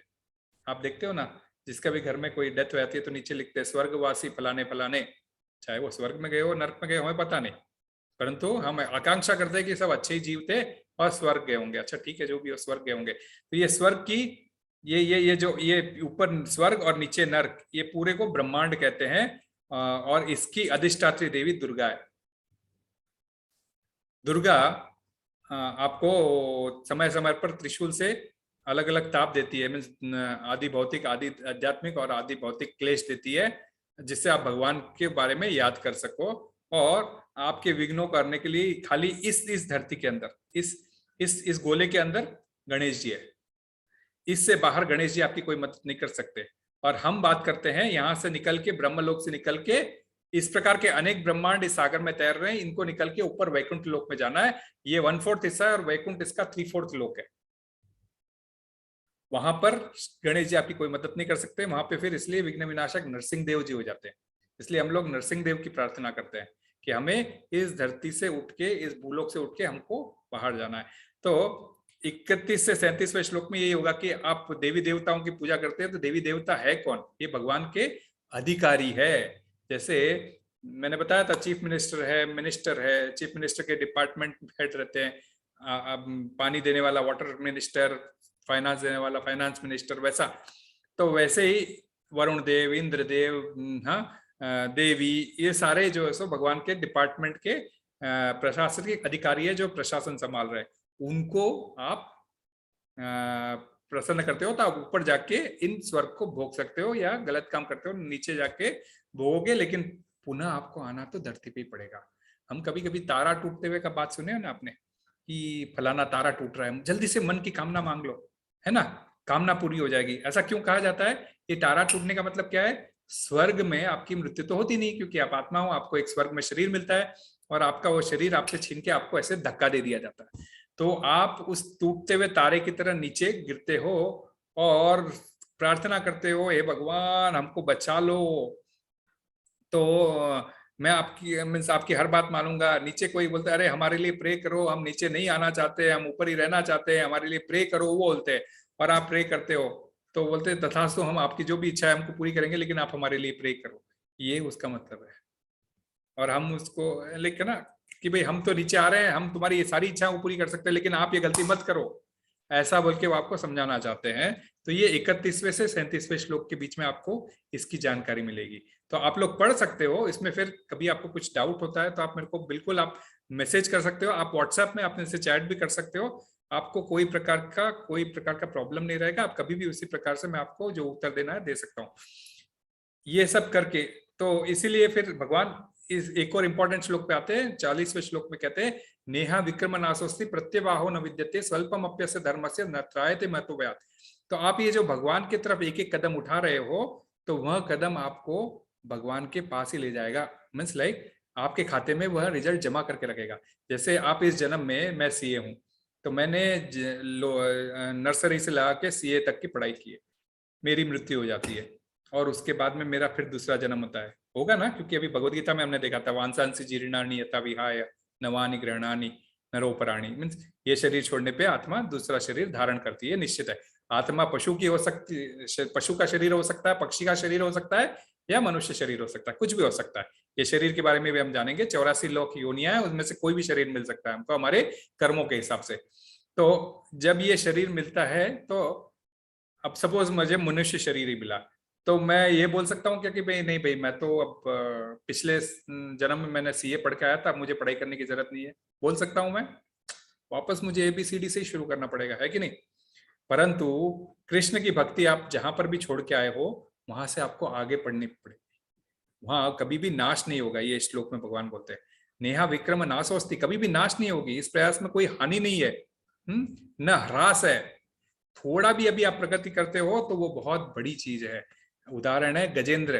गजेंद्र की कहानी आप सबने सुनी होगी। पुराने जन्म में वो एक राजा था और उसने कृष्ण का, इस जन्म में उसको कोई कर्मवश उसको हाथी का जन्म मिला था। हाथी के जन्म के अंदर भी जब उसको ग्रह ने उसके पैरों को पकड़ लिया, तो वह याद करके भगवान को याद किया, क्योंकि पूर्व जन्म में उसने वो उसको याद था, भगवान की कृपा से उसको याद था। अन्यथा हमारे पूर्व जन्म याद नहीं आते। किसी किसी को हम सुनते हैं पूर्व जन्म याद है, परंतु हर किसी को याद नहीं रहते। भगवान ने बहुत अच्छी बुद्धि दी है, मैंने से बहुत अच्छा किया कि हमको अपने पूर्व जन्म के बारे में बताया नहीं। यदि पूर्व जन्म के बारे में आपको ज्ञान दे देते और आपको पूर्व जन्म का ज्ञात होता कि मैं तो बहरीन का राजा था, तो आप समझ लो इस उम्र में आप, इस जीवन में आपकी क्या गति होती। इस राजा को याद करते रहते और बोलते अभी तो मैं एकदम भिखारी की तरह बैठा हूँ। तो भगवान जो भी करते हैं वो सब अच्छा है कि आपको पुराने जन्म का याद नहीं दिलाते, लेकिन जिनको याद आना है उनको दिलाते भी है भगवान। तो वो गजेंद्र के शरीर में भी भगवान ने याद दिलाया था कि तुम मेरे भक्त थे, तो उनको वो याद आया कि भगवान को स्तुति करना है, और वो स्तुति करता है तो वह गरुड़ पर चढ़कर भगवान आते हैं और उस ग्राह जैसे वो क्रोकोडाइल का सर काटते हैं और गजेंद्र को मुख छुड़ाते हैं। तो कोई भी कार्य अधूरा नहीं रहता। डॉक्टर ये नहीं बोल सकता कि बिना पढ़े लिखे मेरा बेटा भी डॉक्टर बन जाएगा, नहीं, उसको वो योग्यता हासिल करनी पड़ेगी तभी तो बनेगा। तो ऐसे आपको फिर से पुनः से प्राप्त करना पड़ता है, परंतु कृष्णा कॉन्शियसनेस में आपको पुनः प्राप्त करने की जरूरत नहीं होती है। फिर भगवान बुद्धि योग पे आते हैं, ज्ञान योग पे, है कि भाई, तो ये हो गया ऊपर पहले क्या बोलते हैं सांख्य योग, जो मतलब आत्मज्ञान, और दूसरा हो गया कर्म कांड, जबकि मीन्स लाइक उसको अन्य देवी देवताओं की और की पूजा के बारे में यहाँ पे बात करते हैं। उसके बाद में फिर बोलते हैं कि वो ऐसे कार्य करने होंगे, जो भी पुण्य के कार्य करोगे वो नष्ट नहीं होंगे, परंतु आपको भोग मीन्स लाइक कृष्ण के सेवा में जो भी कार्य करोगे वह कभी भी आपके फल में जाते रहेंगे। इसलिए हम लोग जब दामोदर करते हैं तो आपको इसी बात का इंपॉर्टेंस पे समझाते हुए आपके घर पे दामोदर की पूजा करते हैं और उसके उस महीने की इंपॉर्टेंस के बारे में बात करते हैं। तो अब क्या करते हैं भगवान की भी, अब अर्जुन को बोलते हैं भाई तू कब तक ये 10th क्लास के इसमें बैठा रहेगा। मैंने शुरू में कहा ना कि 10th तक हम सारे सब्जेक्ट पढ़ते हैं, फिर 10th के बाद में 3 में से एक चूज करना होता है, फिर उस एक में हमको 2-3 सब्जेक्ट रहते हैं वो पढ़ना होता है, फिर PhD करते हैं तब सिर्फ एक ही सब्जेक्ट लेना होता है। तो वैसे ही कब तक तुम देवी देवताओं को ध्याओगे, कब तक तुम देवी देवताओं को ध्याओगे। ठीक है, अच्छी बात है, देवी देवताओं के आदर करना चाहिए, परंतु आप समझो देवी देवता किसको रिपोर्ट करते हैं? भगवान को रिपोर्ट करते हैं। तो आपको अंत में एक पे आना होगा, और वो कौन है? मैं कह रहा हूं नहीं, शास्त्र जो कह रहा है। और शास्त्र क्या कहता है? एको देवो देवकी पुत्र एव, एक ही देव, एको देव, एक ही देव है। कौन है? देवकी पुत्र, देवकी पुत्र कृष्ण। एको देवो देवकी पुत्र एव, उसकी पूजा करो, शास्त्र कहता है। तो इसलिए इस्कॉन भी शास्त्र जो कहता है वही बात करता है, इसलिए बोलते हैं कि कृष्ण की पूजा करो, कृष्ण भगवान है। तो ये कैसे हो संभव है? भाई मैं तो सारे देवी देवताओं की पूजा कर रहा हूं, ये मैं सिर्फ कृष्ण की पूजा तक कैसे आऊंगा? तो उसके लिए इसमें भगवान प्रोसेस कर देते हैं कि तुम्हें बहुशाखा से एक शाखा पे केंद्रित होना पड़ेगा। जैसे मैंने शुरू में कहा था कि लक्ष्य धारण करना है, तो अर्जुन को क्या दिखाई दे रही थी? सिर्फ पक्षी की आंख। बाकी कुमारों को क्या दिखाई दे रही थी? किसी को पेड़, किसी को पत्ते, किसी को शाखाएं, किसी को कुछ दिखाई दे रही थी, परंतु इनको सिर्फ आंख दिखाई दे रही थी। तो ये एक व्यवसायत्मिका बुद्धि से मतलब बहुशाखा से व्यवसायत्मिका, एक लक्ष्य केंद्रित आपको होना पड़ेगा, तभी आपको कृष्णा कॉन्शियसनेस समझ में आएगा। तो ये होगा कैसा? इतना तो बहुत कठिन चीज है। कैसे हो सकता है? कोई पूछ सकता है भाई कैसे? हमारे घर में तो बोलते हैं कि भाई नहीं, आप तो 16 सोमवार भी करो, 16 मंगलवार भी करो, 16 बुधवार भी करो, अलग अलग त्योहार करो। बिल्कुल करना चाहिए, परंतु किस हद तक? उम्र भर आप नहीं कर सकते वो सब चीजें। क्या करते हैं, कुछ हद तक करते हैं, फिर उसके बाद उद्यापन करके उसको छोड़ देना चाहिए। परंतु हम वो फिर भी चलाए रखते, फिर भी चलाए रखते जीवन के अंत तक। जीवन के अंत तक हम चलाए रखते हैं। क्यों? सोचते हैं कि चलो इससे कुछ पुण्य होगा, हमको स्वर्ग भोगने मिलेगा। परंतु आगे चल के पता चलेगा स्वर्ग भी कितनी तुच्छ चीज है। हमें स्वर्ग भी जाने की कामना नहीं करनी चाहिए, हमें तो भगवान के घर जाने की कामना करनी चाहिए, जो वैकुंठ धाम है वहां जाने की कामना करनी चाहिए, जो गोलोक धाम है। तो ये कैसे पॉसिबल है? तो ये भगवान उसका उपाय भी देते हैं कि तुम 3 गुण होते हैं प्रकृति में, 3 गुण होते हैं, सतोगुण, रजोगुण, तमोगुण। ये तीनों गुणों से ऊपर उठना होता है। सवेरे के समय सतोगुण होता है प्रकृति में, दोपहर के समय रजोगुण रहता है और रात के समय तमोगुण विराजमान रहता है। तो तमोगुण में निद्रा, आलस आती है, तो आप समझते हो रात के समय इसलिए में निद्रा आती है। सुबह सुबह एकदम सत्वगुण होते हैं, इसलिए बच्चों को बोला जाता है उठ के पढ़ाई करो, याददाश्त अच्छी रहेगी, एग्जाम में याद रहेगा, इसलिए हमको भगवान का चैंटिंग करो, भगवान की पूजा करो। सत्वगुण में ये सब चीजें काम आती है। और रजोगुण में आज दिन शुरू हो गया, आज मुझे ये करना है, आज मुझे ये करना है, हाँ मुझे आज ऑफिस में ये पूरे करने हैं, स्कूल में मुझे आज ये पढ़ा है, टीचर को दिखाना है, हम एकदम कार्य करने में लग जाते हैं, ये रजोगुण है। प्रतिस्पर्धा में लग जाते हैं, ये रजोगुण है। तो भगवान बोलते हैं ये तीनों गुणों से तुम ऊपर उठो अर्जुन, निस्त्रय गुण्यो भव अर्जुना। क्यों? क्योंकि जब तीनों गुणों से तुम उठाओगे तो समस्त द्वंद्वों के मंसले का ना आप चिंता मुक्त हो जाओगे। वेदों में मुख्यतः प्रकृति के 3 गुणों का वर्णन हुआ है। हे अर्जुन, तुम इन तीनों गुणों से ऊपर उठो, समस्त द्वैतों और लाभ तथा सुरक्षा की सारी चिंताओं से मुक्त होकर आत्म पारायण बनो। भाई जो आपकी आत्मा कहते हैं वो आपको अल्टीमेटली सुनना होगा। आत्मा कौन? सोल, भगवान का अंश, परमात्मा का अंश आत्मा। तो उससे क्या होगा? उससे क्या होगा मंसले को कैसे उठ पा सकते हैं हम? तो तुम कार्य तो करो, क्योंकि कर्म करना हम छोड़ नहीं सकते। हम सांस लेते वह भी कर्म है, लेकिन कर्म की फल की इच्छा मत करो। कर्म हमें कर्तव्य करना ही है, परंतु उसके कोई फल की इच्छा नहीं करना। कर्मेण्येवाधिकारस्ते मा फलेषु कदाचन, मैंने जो बोला ना, माँ कर्म फल हेतुर्भो माते संगोस्व कर्मणि। तुम्हें अपने कर्म कर्तव्य करने का पूरा अधिकार है, किंतु कर्म के फलों का तुम पर कोई अधिकार नहीं है। तुम न तो कभी अपने आप को कर्मों के फलों का कारण मानो और न ही करने के कभी आसक्त हो। तो कभी भी कर्मों में आप उलझो मत। आपको कर्म के फलों का भी त्याग करना है कि भाई अब जब अब आपके बच्चे हैं, तो बच्चे जब जाते हैं एग्जाम लिखने, तो जरूरी है पूरे 100 आउट ऑफ 100 आएंगे। आपके बच्चे ने पूरी पढ़ाई की, पर कभी ऐसा बोल सकते हो आप कि इसको 100 में से 100 आ जाएंगे? बिल्कुल नहीं। क्यों? क्योंकि कार्य करना अपना काम है। हमें बच्चों को पढ़ाना हमारा कर्तव्य है, बच्चों को पढ़ना उनका कर्तव्य है। कर्तव्य करना बहुत जरूरी है, कर्म करना बहुत जरूरी है। कर्तव्य कर्म एक ही है। तो लेकिन जब आप परीक्षा लिख के आते हो, पास होना ना पास होना अपने हाथ में नहीं है। आपने बहुत भी अच्छा लिखा होगा, परंतु फिर भी हम देखते हैं कभी कभी बच्चों के अंक नहीं आते। क्यों? क्योंकि उससे भी अच्छा लिखने वाले कोई है। तो ये हमारे हाथ में नहीं है, ये भगवान के हाथ में। ये आपको समझना होगा। ये भगवान यहाँ पे बहुत क्लैरिफाई कर रहे हैं। और ये बी आर चोपड़ा ने इस श्लोक को तो बहुत फेमस कर दिया था, सभी लोग जानते हैं, सभी के मुख पे रहता है ये श्लोक, है ना। तो कर्म करना हमारे हाथ में, कर्म का रिजल्ट एक्सपेक्ट करना हमारे हाथ में नहीं है। तो हम कोई भी चीज का रिजल्ट एक्सपेक्ट नहीं करना, इसी को कहते हैं निस्वार्थ भाव से कर्म करना। तो हमें अपना पूरा 100% लगाना होगा और 100% भगवान के ऊपर छोड़ देना होगा कि भाई भगवान, मैंने अपने तरफ से पूरी मेहनत कर ली है, अब जो तुम करो वो मेरे लिए ठीक। ये इस प्रकार से निस्वार्थ भाव होना पड़ेगा।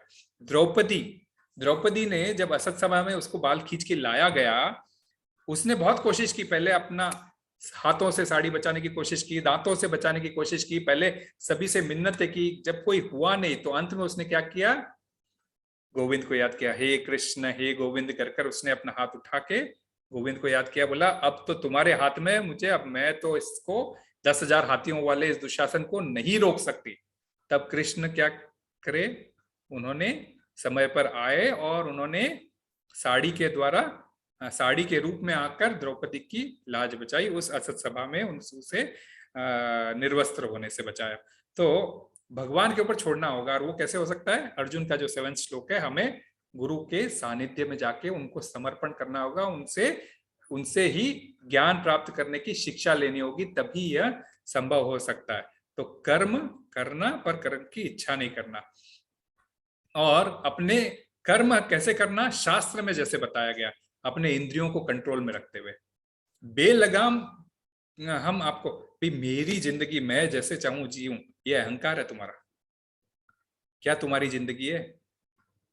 आज बैंक में बैठे बैठे काम कर रहा है एक कर्मचारी, अचानक गिर के मर जाता है। हाँ, आपने कई वीडियोस भी देखे होंगे, ऐसा चलते चलते सीढ़ियों से गिर के गुजर गया, बैठे बैठे गुजर गया, है ना। तो ये जिंदगी तो तेरे हाथ में है नहीं, और तू इस जिंदगी के पीछे बहुत बड़ा ये रखा है, कब शरीर छोड़ के तेरी आत्मा निकल जाएगी तुझे खुद को तो पता है नहीं, और तू जो है बड़ी बड़ी बातें कर रहा है। इसीलिए जीवन जीने के लिए सारे इंद्रियों को कंट्रोल में रख के जीना, यह भगवद गीता के इन श्लोकों में बताया गया है। निस्वार्थ भाव से कर्म करो, ये कहने का मतलब कैसे कि भाई हमें कर्म करके प्रसाद घर पे सामान लेके आना है, क्योंकि हम गृहस्थ है, गृहस्थी चलानी है, घर के कामकाज के लिए सामान लेके आना है। सामान लाके हमें भगवान को अर्पित करना है सबसे पहले, और फिर खाना है। अपना मन चल रहा है, पहले स्वाद चख लिया और फिर दूसरों को खिलाया, ऐसे नहीं। पहले निस्वार्थ भाव से भगवान के लिए बनाओ, उनको भोग लगा के तुलसी डाल के भोग लगाओ, और फिर आप स्वयं खाओ। और तो आपका बाहर का खाना बंद करना, या फिर कभी कभी होता है ना मीठा खाना बंद करना, तो आपको इंद्रियों पे कंट्रोल करना अलग अलग प्रकार से। आप नहीं करोगे तो प्रकृति आपको दे देगी। आप बहुत ज्यादा मीठा खाते हो तो प्रकृति आपको एक दिन जवाब देगी कि आपको मीठा खाने का बंद करने का समय आ गया, आपको शुगर नजदीक आ रही है। तो इंद्रियों पे संयम रखो, ये भगवत गीता का बहुत बड़ा शिक्षा है। हाँ, उतना ही खाओ जितना रिक्वायर्ड है। हाँ, मतलब आज लोग पैसे दे दे के डाइटिंग पे जाते हैं। हाँ, वेरस अल्पाहार, अल्पाहार खाना का भगवत गीता में लिखा गया, अल्पाहार जितना चाहिए उतना ही खाना चाहिए। चिड़िया है, आप एक थैला भर चावल रख दो, चिड़िया कितना चुगेगी? 10, 20, 30 जितने चावल चुनना उतना ही चुन के चले जाएगी, बाकी चावल वहीं पड़ा रहेगा ना। दूसरे दिन आएगी, अपना जो चुन के जाना उतना ही चले जाएगी।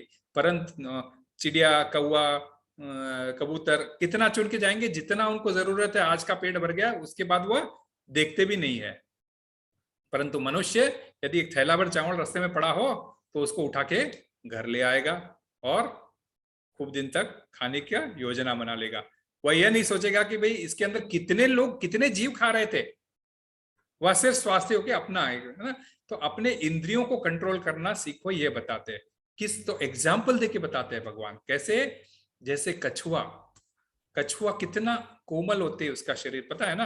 परंतु जब उसके ऊपर कुछ आक्रमण होने वाला होता है तो क्या होता है? एकदम सिकुड़ के अंदर हो जाता है, अपनी इंद्रियों को बिल्कुल बंद कर देता है। और जब जरूरत हो तो अपने इंद्रियों को, जैसे हाथ पैरों को बाहर निकालता है, मुंह को बाहर निकालता है, खा पी के वापस अंदर हो जाता है। तो यदा संहरते चायम कुर्मो गानी व सर्वश इंद्रियाणि तस्य प्रज्ञा प्रतिष्ठिता। अर्थात जिस प्रकार कछुआ अपने अंगों को संकुचित रख के खोल के भीतर कर लेता है, उसी तरह जो मनुष्य अपने इंद्रियों को, इंद्रिय विषयों को खींच लेता है, वह पूर्ण चेतना में दृढ़ता पूर्वक स्थिर होता है।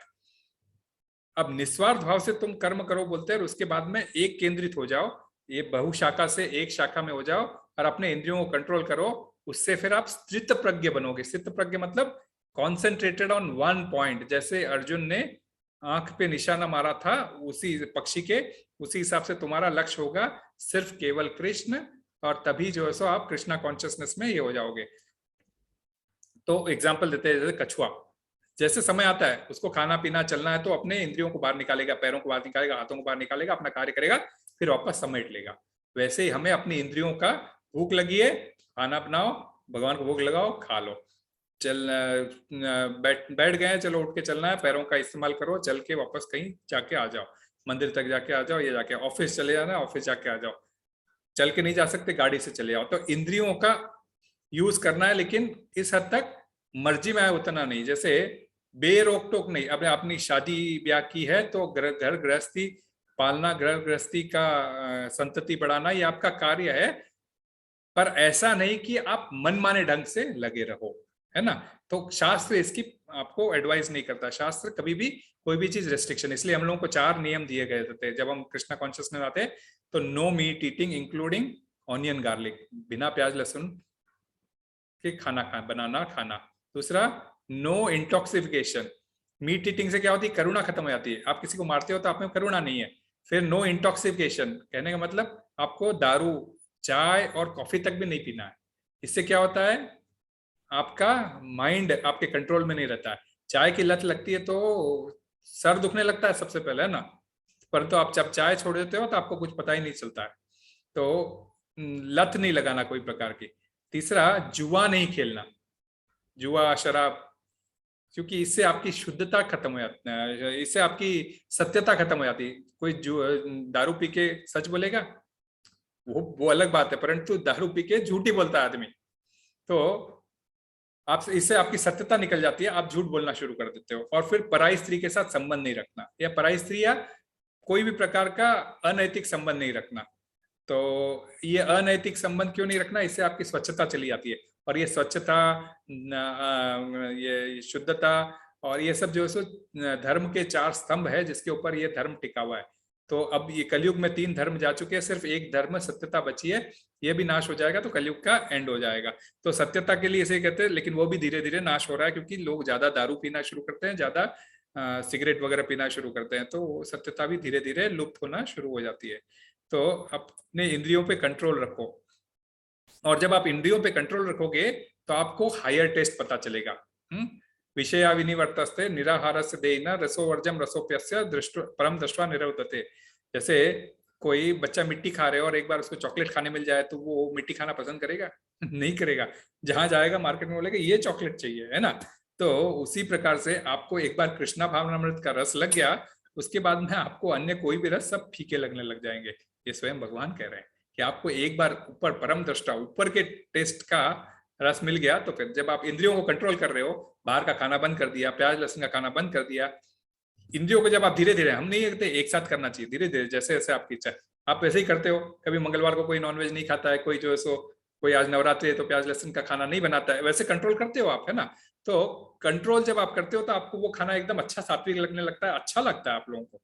तो उसी हिसाब से एक बार जब वो ऐसा डेली आप खाना शुरू कर दे तो ऑटोमेटिकली आपको वो प्याज लहसुन के खाने से या नॉनवेज खाने से आपको ऑटोमेटिकली घृणा सी होना शुरू हो जाती है। तो ये नियम है जो जीवन में आपको समझना चाहिए। परम दृष्ट्वा निवर्तते। तो जैसे आपको उच्चतम, जैसे इसमें बताया एग्जाम्पल कि सात्विक भोजन करना उच्चतम रसास्वादन है और मांस खाना निम्नतम रसास्वादन है। हाँ, ये आपको नाचने का ही शौक है, लोग है ना, रात को अभी तो पार्टी शुरू हुई है, आपने गाने सुने होंगे, तो ये पार्टी शुरू होना, लोग रात में 11 बजे घर से बाहर निकलते बोलते अभी तुम्हारा दिन शुरू हुआ है, और रात में 4 बजे घर आते हैं। वेरास इस्कॉन के मेंबर्स में आप देखोगे सवेरे 4 बजे उठ के मंदिर जाते हैं, दोनों कार्य वही कर रहे हैं, वो 4 बजे तक नाच रहे हैं और ये 4 बजे नाच रहे हैं, लेकिन ये नाच रहे हैं भगवान के सामने और ये नाच रहे हैं क्लब के अंदर। ये कर्म बंधन में फंस रहे हैं और कृष्णा कॉन्शियसनेस वाले कर्म से मुक्त हो रहे हैं। तो एक बार जब आपको हायर टेस्ट मिल जाएगा, वही नाचना है तो भगवान के सामने नाचो, तो आपको फिर ये क्लब अप के सामने नाचने का आपका ऑटोमेटिकली शौक वही खत्म हो जाएगा। तो यदि आप ये अपने इंद्रियों को कंट्रोल नहीं करोगे तो क्या होगा, आपका पतन होगा। ये 62वें श्लोक से इसमें आपको शुरू होता है। कैसे पतन होता है, इनके 8 स्टेजेस बताए गए हैं, 8 स्टेजेस बताए गए, और वो श्लोक भी उसका कि ध्यायतो विषयान पुंसान संगस्तेषु उपजायते संगात संजायते कामा कामा क्रोधो भी जायते क्रोधात भवति सम्मोह सम्मोह स्मृति विभ्रमा स्मृति भंशात बुद्धिनाशो बुद्धिनाशो प्रणश्यति। ये 8 स्टेजेस डिफाइंड है इन श्लोकों के अंदर। क्या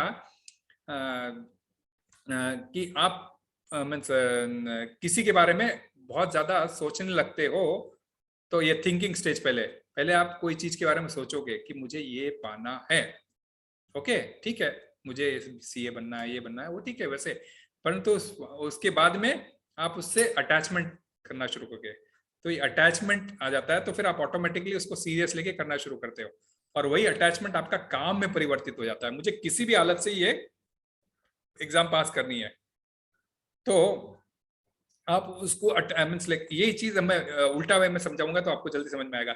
किसी का लेके ना बुद्धि इतनी ये हो जाती है कि दिन भर फालतू चीजों में दिमाग लगाए रखता है, भाई ये हीरो की तरह मैं बन जाऊंगा, ये हीरोइन की तरह मैं बन जाऊंगी, इस प्रकार हर किसी की होता है, कॉलेज के जमाने में हर किसी का रहता है। तो ये क्या होता है कि आंख सामने की चीजें देखना चाहेगा, इसलिए आंख को भगवान की तस्वीर देखने में लगाओ बोलते हैं। आंख क्या करेगा, हीरो हीरोइनों को देखने में लगा रहेगा, तो क्या होगा, उनसे फिर देख देख के उनके बारे में सोचता रहेगा, अरे उस हीरो ने ऐसा किया था, उस हीरोइन ने ऐसा किया था, आज सीरियल में ऐसा किया था, सास ने ऐसा किया था, बहू ने ऐसा किया था। आप धीरे धीरे वही सोचने लगते हो, फील करने लगते हो। पहले सोचते हो फिर फील करने शुरू करते हो, और फिर सोचना और फीलिंग करना दोनों शुरू करते हो। क्या उसमें अटैचमेंट होने लग जाएगा। आज साज बजते ही मेरे को सास बहू का सीरियल देखना ही है, आज ये समय होते ही मुझे तो अभी तो इस क्लब में जाना ही है। हाँ, तो विलिंग और डूइंग स्टेज पे आ जाता है, फिर वो तो मुझे ये करना ही है। फिर करने के बाद क्या होता है, 7 बजते ही पापा आ गए और उन्होंने न्यूज लगा दी, तो आपको एकदम गुस्सा आना शुरू हुआ था। रोज तो 9 बजे जाते हैं, आज तो 7 बजे ही आ गए, है ना। वैसे ही किसी लड़की पे मोह हो गया और लड़की ने उसको जवाब नहीं दिया, तो वो काम में परिवर्तित हो जाता है और काम से एकदम गुस्सा आ जाता है। क्यों गुस्सा क्यों आता है? क्योंकि काम पूरा नहीं हुआ। काम पूरा नहीं हुआ तो मेरी इच्छा पूरी नहीं हुई, तो उससे गुस्सा आता है। तो इच्छाओं के बारे में सोचना और उसके बारे में मनन करना, और मनन करके उसको पाने की क्षमता रखना, और जब वो नहीं मिलती है, इच्छा का रिजल्ट नहीं मिलता है, तो आपको क्रोध आने लगता है। क्रोध से क्या होता है, आपका दिमाग आपको होश नहीं रहता। आपका मीन्स लाइक नो डिल्यूशन हो जाता है, आपको होश नहीं रहता है। फिर बाद में आपका स्मृति विभ्रम हो जाती है। आप ये भी नहीं देखते मेरे सामने मेरे पिताजी ये है वो है, नहीं, या सामने वाली लड़की है लड़का है। आपका काम पूरा नहीं हुआ, आप जो है सो एकदम एकदम उस के उतावले लेवल पर हो जाते हैं। उससे फिर बाद में आपका इंटेलिजेंस, जो आपकी मीन्स बुद्धि है, उसका नाश होता है। और नाश होने के बाद में आप उस गलत कार्य को कर देते हो, और उसके बाद में आपका पतन हो जाता है ना। गुस्से गुस्से में आपने देखा है, बेटे ने बाप का खून कर दिया, प्रॉपर्टी नहीं दी, हाँ, किसी ने किसी के साथ बलात्कार कर दिया, किसी ने किसी के साथ ये कर दिया। ये सब क्या है? आंखों ने जो चीज देखी वो पसंद की, उसके बारे में सोचा, वह चीज उसको मिली नहीं, उसको क्रोध आया। क्रोध के चलते इतना ज्यादा क्रोध आया कि उसकी बुद्धि के ऊपर पर्दा गिर गया, मैं उसके आंखों पे पर्दा गिर गया, और उसके बुद्धि के अंदर सारा बादल छा गया, और उसको सामने वाला पिता है, सामने वाली बहन है, ये तक नजर नहीं आया।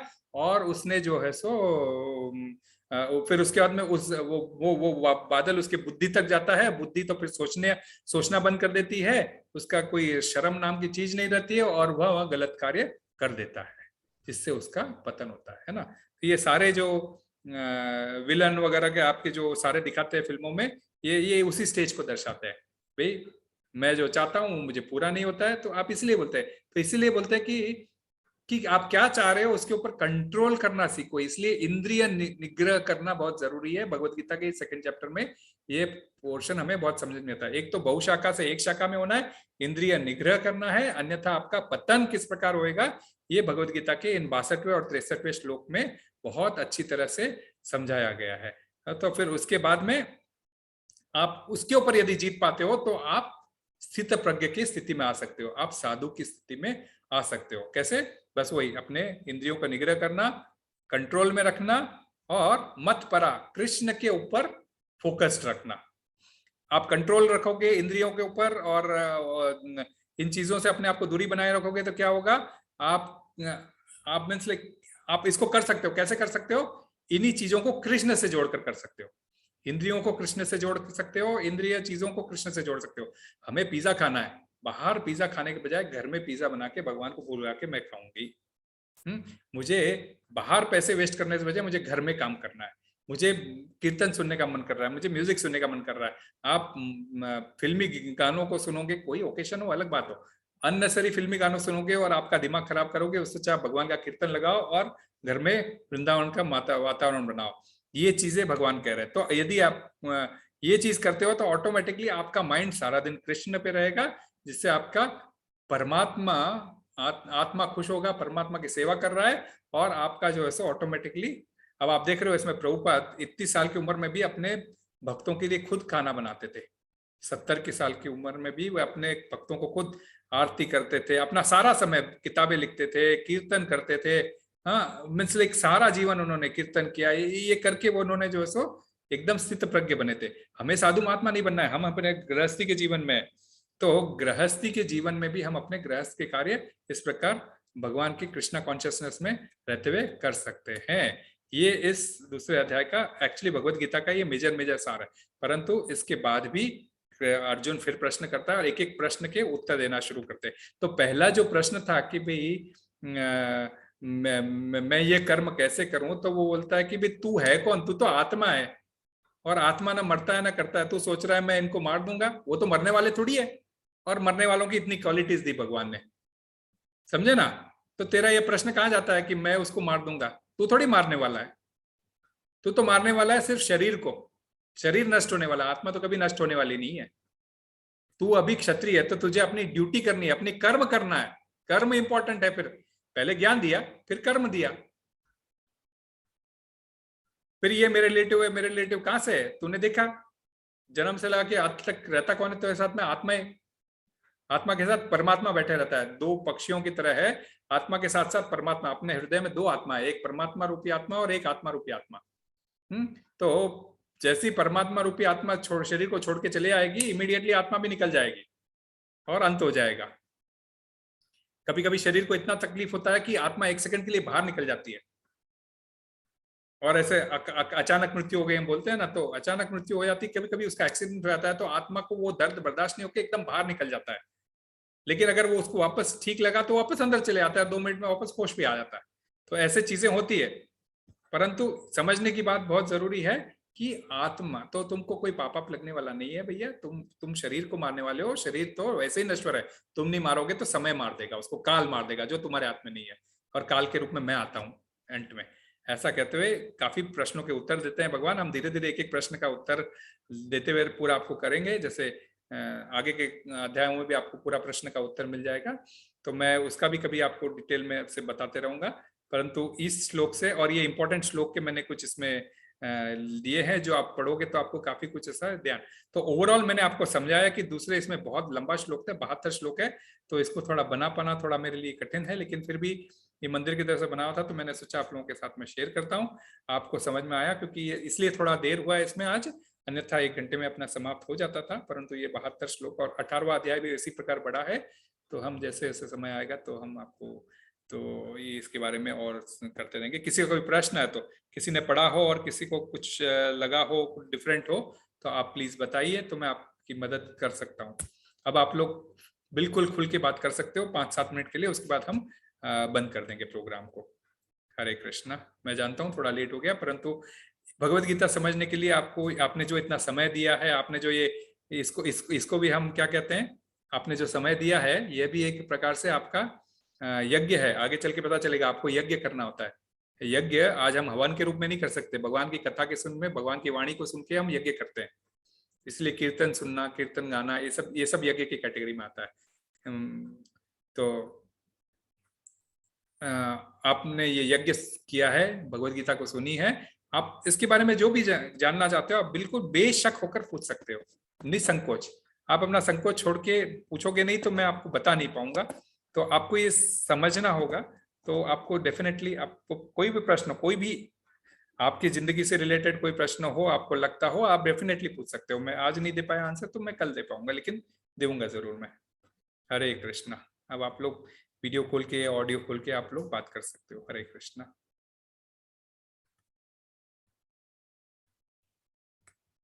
आज सिर्फ 3 ही लोग थे, तो मेरे को लगा है कि कभी कभी क्या होता है कि हर किसी के मन बस में नहीं होता है कि हम सुन पाए, परंतु जैसे भी भगवान की इच्छा है, कम लोग हो, 1 लोग हो, हमें करना होता है। तो इससे हमारी भी शुद्धि होती है और हमारा भी कार्य होता है। यस सेजल माता जी, शगुन माता जी, लास्ट टाइम आप मिस किए थे शगुन माता जी शायद। हाँ जी, लास्ट टाइम मैंने मिस किया था। तो लास्ट टाइम मैंने इसलिए आपको वीडियो शेयर किया था, आपने सुनना जरूर है, सुना होगा। हाँ जी। ठीक है। आज के हाँ इसमें जी। कोई है प्रश्न माता जी? आपने 2nd अध्याय पढ़ा था, या फिर कोई प्रकार का डाउट? कि मैंने तो ओवरऑल डाउट नहीं, एक्चुअली वैसे एक प्रश्न है। हाँ बोलिए। आपने एक चीज कही इधर इसमें कि हमें कि कर्म करो फल की इच्छा मत रखो। हाँ। और एक चीज है कि जैसे अर्जुन ने फोकस रखा, क्या कहते हैं वो, पक्षी की आंख को। तो जैसे, तो दोनों में जैसे किसी भी हमको बच्चे को या वैसे भी कुछ सिखाना है, कुछ है, आजकल हम लोग क्या बोलते हैं कि ये करोगे जैसे 90% नंबर आएंगे या वो आएंगे, तो वो फल हुआ या लक्ष्य हुआ? बहुत ही अच्छा प्रश्न माता जी, क्योंकि यही तो जीवन की दुविधाएं हैं जिनको हमें रिजॉल्व करने की बात होती है। तो यदि हम एज ए माँ बाप सोचते हैं कि हमारा बच्चा पढ़ लिख ले, हाँ, थोड़ा अच्छे नंबर पा ले, उसका जीवन सुधर जाएगा, परंतु हमें समझना है कि वह स्वयं भी एक जीव है, वह स्वयं भी एक आत्मा है, और आप भी एक आत्मा हो। आपकी एक्सपेक्टेशंस अपनी जगह सही है, परंतु क्या होता है कि एक बार गाइड करना अपना जरूरी है, क्योंकि अपना कर्तव्य है वो, हमें बच्चों को सही राह पे दिखाना होता है। तो एक बार गाइड करना जरूरी होता है, एक बार दो बार हमें गाइड करना जरूरी होता है, परंतु बच्चे का यदि उस पर्टिकुलर वे पे उसका अगर फोकस नहीं है, तो हमें सोचना है कि उसके लिए क्या ठीक रहेगा। कई बार ऐसा होता है ना माता जी कि हम फोर्स करते हैं बच्चे को, इंजीनियरिंग तक पढ़ा देते हैं और बच्चा इंजीनियर पढ़ के अंत में जो है सुसाइड करके खत्म हो जाता है। हमने केसेस वैसे भी सुने अपने जीवन में। तो मीन्स लाइक क्या होता है कि उसकी आत्मा के विरुद्ध आगे चल के हमको पता चलेगा कि मीन्स लाइक क्या तुम्हारी सॉरी अपना एक कर्तव्य करो। इसमें एक इंपॉर्टेंट पॉइंट था शायद मैंने प्रिपरेशन में, कि आप अपना कर्तव्य करो। तो कर्तव्य दो प्रकार के होते हैं, एक तो आपका मतलब आप अपना धर्म को कर्तव्य भी कहते हैं, तो अपना स्वधर्म करो या अपना परधर्म करो। तो स्वधर्म वो है जो आपके आगे चल के चौथे अध्याय में आएगा कि स्वधर्म वो है जो आपके वर्ण और आश्रम के हिसाब से आप करते हो। चातुर्वर्ण्यम मया सृष्टम, भगवान ऐसा आगे बोलते हैं कि भी मैंने आपको अपने इसमें 4 वर्ण दिए गए, ब्राह्मण, क्षत्रिय, वैश्य और शूद्र। मैंने ये 4 वर्ण 4 आश्रम दिए गुण कर्म विभाग से, आपके गुणों के हिसाब से दिए, न कि आपके जन्म के हिसाब से दिए। कई अब हम लोगों को आदत हो गई है कि हम जन्म से हमने ब्राह्मण कुल में जन्म लिया, हम ब्राह्मण है, हम क्षत्रिय कुल में जन्म लिया, हम क्षत्रिय। बिल्कुल ये गलत चीज है। विश्वामित्र क्षत्रिय थे, परंतु उन्होंने आगे चल के ब्राह्मण का धर्म अपनाया। तो जन्म से हर कोई शूद्र ही होता है, आगे चल के उसके कर्म से वह ब्राह्मण, क्षत्रिय, वैश्य और शूद्र बनता है, जिसके हिसाब से उसको कार्य करना होता है। तो हर जीव अपनी अपनी आइडेंटिटी के साथ में इस धरती पर आता है, और उसको जैसे जैसे समय आता है तो उसकी वो आइडेंटिटी धीरे धीरे बाहर आने लगती है। तो हमें समझना चाहिए कि यदि इसका यह लाइन नहीं है और मैं इसको फोकस इसमें करूंगा तो शायद ये आगे चल के काम नहीं आएगा। उससे अच्छा उसको ज्यादा किसमें इंटरेस्ट है, यदि आप उसको फोकस करने दोगे तो वो शायद कभी हो सकता है कि उसको शायद सिर्फ संगीत ही पसंद हो, वो गाना गाना ही पसंद करता हो, तो फिर ज्यादा उसको उस लाइन में डालो ताकि उस गाना गा के वो आगे बढ़ सके। अभी इंडिया में ये स्टडी बहुत जरूरी है। अभी ये जब मोदी गवर्नमेंट ने अभी स्किल डेवलपमेंट की बात की ना, कि भाई हाँ ये पढ़ाई में सिर्फ आपको भेड़ बकरियों की तरह बीकॉम बीएससी ये सब करने से कोई आपको जीविका चलने वाली नहीं है। खेत में जो बेचारे किसान हैं वो कोई बीकॉम नहीं पढ़े हुए होते, लेकिन फिर भी खेती करके अपना जीवन चलाते हैं। तो हर एक के हिसाब से भगवान ने कोई ऐसा कार्य नहीं छोड़ा है जो कोई जीव नहीं कर सकता। उसका जन्म होता है, उसके हिसाब से वो कार्य उसके समक्ष आता है, और उस लाइन में यदि वह नहीं बढ़ता है तो फिर वह गलत करता है। उसको ही आत्महत्या कहते हैं। लाइक एक आत्महत्या जो अपना प्राण दे देना वो अलग बात है, परंतु यदि मेरा मन मेरा हृदय इस बात को नहीं मानता कि मैं इंजीनियरिंग पढ़ूं और मैं जबरदस्ती इंजीनियरिंग पढ़ रहा हूं, तो वो मेरे आत्मा की हत्या है। मेरी आत्मा शायद गाने में है, या मेरी आत्मा जो है सो प्रकृति को ये करने में है, या फिर मीन्स लाइक हाँ कभी कभी क्या होता है कि बच्चों पे भी वह इक्वली लागू होता है, क्योंकि बच्चे भी प्रकृति में रहते हैं, लोगों के संपर्क में रहते हैं। तो लोगों का जो फोकस है वह भी बच्चे पे कभी कभी हावी होता है, और बच्चा कभी ऐसा लगता है कि मैं शायद इनके साथ उठ बैठ रहा हूं तो मुझे ये बनना है। तो आप देखो कि कभी कभी बच्चा बोलता है मैं तो पायलट बनूंगा, थोड़े सालों बाद में बोलता है मैं तो डॉक्टर बनूंगा, थोड़े सालों बाद में बोलता है मैं तो ये बनूंगा। तो ये बाहर की प्रकृति का प्रभाव है, वह प्रकृति का प्रभाव। और घर में हम जो प्रकृति देते हैं बच्चों को, वह प्रभाव बच्चों के माइंड पे डेवलपमेंट होता है। उस माइंड को तुम खाली 4 नियम का दो और फिर उसको स्वतंत्र समय दो उसके लिए, तो फिर कभी कभी क्या होता है कि बच्चा अपने हिसाब से, क्योंकि पेरेंट्स का धर्म है बच्चों को कृष्णा कॉन्शियसनेस बनाना, बच्चों को उसका सही गलत क्या है उसका उसके बारे में पाठ देना। उसके बाद में हर एक अपने अपने साथ में अपनी अपनी स्वतंत्रता लेके आते हैं। हम आए क्यों इस धरती के अंदर? सबसे बड़ा रीजन था हम अपनी आजादी स्वयं। हम गोलोक में थे, गोलोक में हमने देखा कृष्ण ही सब एंजॉय कर रहे हैं, मैं क्यों ना करूं। जैसे ही हमारे मन में विचार आया, हमको कृष्ण ने कहा अच्छा ठीक है तुमको एंजॉय करना, तुम्हारे मन में आया ना, अब तुम्हारे को मैं ये भूमंडल देता, मैं जो ये 14 लोगों का घर है उसको देता हूं, तुम उसमें अपनी इच्छा पूरी करके मेरे पास आना। परंतु वे उनको छोड़ के भी स्वयं उनके हृदय में आते हैं और गाइड करते रहते हैं समय समय पर, लेकिन फिर भी हम बाहर की प्रकृति पे प्रभाव में आके हम अपना ये करते रहते हैं। तो ये है जो हमारी जो इच्छा है उसमें कभी भी भगवान भी इंटरफियर नहीं करते। भगवान कहते हैं मेरे पास 3 शक्ति है, एक तो शक्ति स्वयं राधा रानी, दूसरी शक्ति दुर्गा देवी जो ये संसार चलाती है, और तीसरी शक्ति अध्यात्म ये शक्ति है जो हमारे हृदय में मतलब हमारे साथ आती है, जिसको हम क्या बोलते हैं मार्जिनल पोटेंसी बोलते हैं, परा अपरा, और तो ये तीसरी शक्ति। तो तीसरी शक्ति के हिसाब से हम वह कार्य स्वतंत्रता है हमारे पास कि हम किसी प्रकार से अपना निर्णय खुद ले सके। तो वो सिलसिले में हमको बच्चों का निर्णय भी थोड़ा देखना होता है एंड फिर डिसाइड करना होता है। माता जी, मैं ये नहीं कहूंगा इसमें दोनों 50-50% है, हमें अपना कर्तव्य करना है, बच्चे को भी अपना कर्तव्य पूरा करना है, इन दोनों के बीच में समन्वय लाना होता है। और वह समन्वय कृष्णा कॉन्शियसनेस को बीच में लेके आओगे तो ऑटोमेटिकली सब केंद्रित कृष्ण को बीच में आप रखोगे। कोई भी चीज कृष्ण घर से जा रहा है भगवान को प्रणाम करके जाओ, ये करके जा रहा है, तो बचपन से जब माइंड ट्रेन हो जाएगा तो ऑटोमेटिकली वो उस लाइन पे लगा रहेगा। फिर तो प्रकृति का असर रहता है माता जी, परंतु घर में हम जो शिक्षाएं देंगे डेफिनेटली आगे चल के बच्चों को काम आती है। एक सेकेंड ना,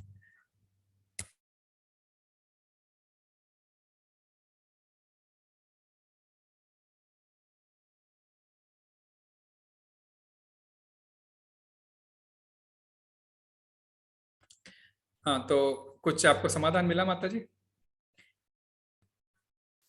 हाँ जी, हाँ जी। और एक और आपने मैं- प्रश्न पूछा था शुरू में कि क्या था एक और?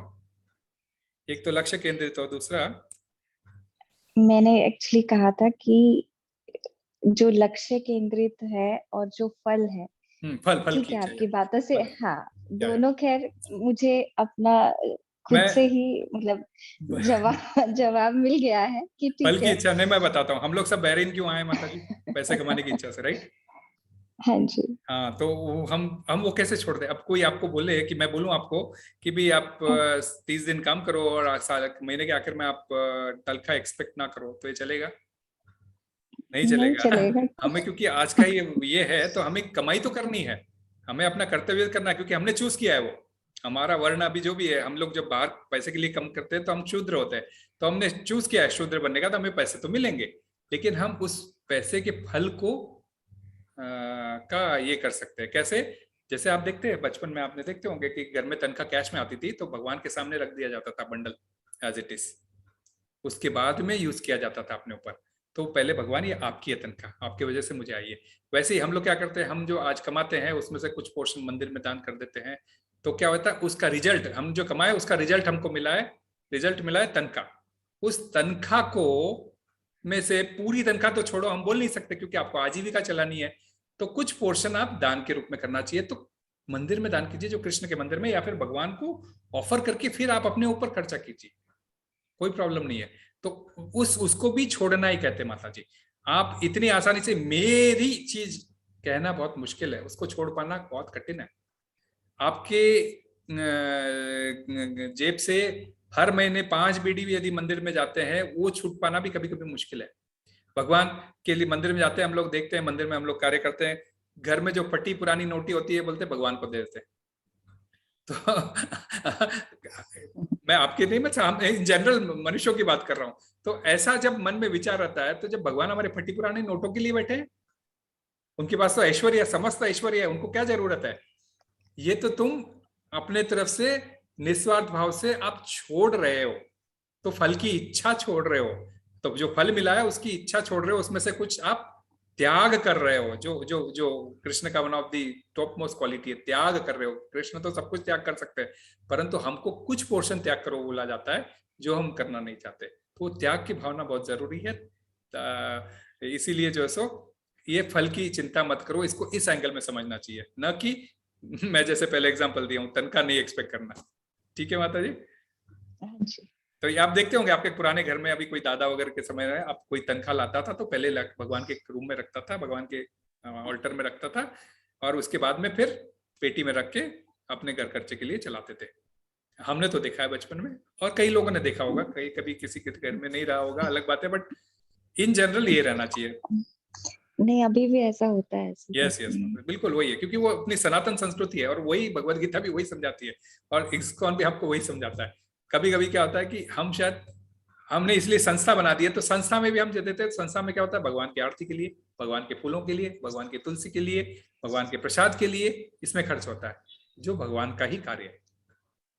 एक जना कमाता है, बाकी कई लोग जो 100 यहाँ पे कम कमाने वाले हैं उनको भी खाना मिल जाता है। धीरे धीरे खाना खा के उनकी भी बुद्धि चेंज होने लगती है। तो सात्विक खाना खाएंगे ऑटोमेटिकली, जैसा खाओ अन्न वैसा पाओ मन। सात्विक अन्न खाओगे सात्विक विचार आएंगे, आप तामसिक खाना खाओगे तामसिक विचार आएंगे। तो ये खाने का बहुत बड़ा फर्क पड़ता है। तीसरे अध्याय में हम समझेंगे खाना कितना इंपॉर्टेंट है मन के ऊपर। हाँ जी। सेजल माता जी, आपका कोई प्रश्न? आप रेगुलर हो, देख रहा हूं मैं। नहीं प्रभु जी। हरे कृष्णा। तो आज का अध्याय बहुत इंपॉर्टेंट है, आपको इस एंगल से आपने सुनना है।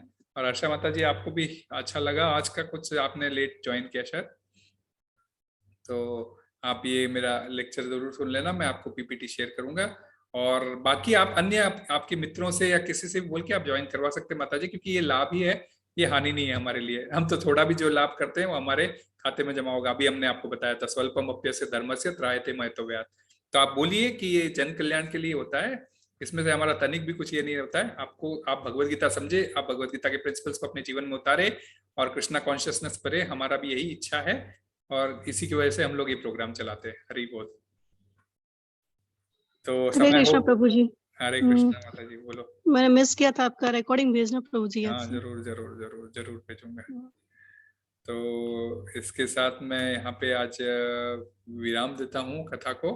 थोड़ा समय ज्यादा हो गया बिकॉज ये चैप्टर थोड़ा बड़ा था, फिर उसको ब्रेक करके मैं अगले हफ्ते लेता तो फिर वो ठीक नहीं रहता, इसलिए मैंने कंटिन्यू किया।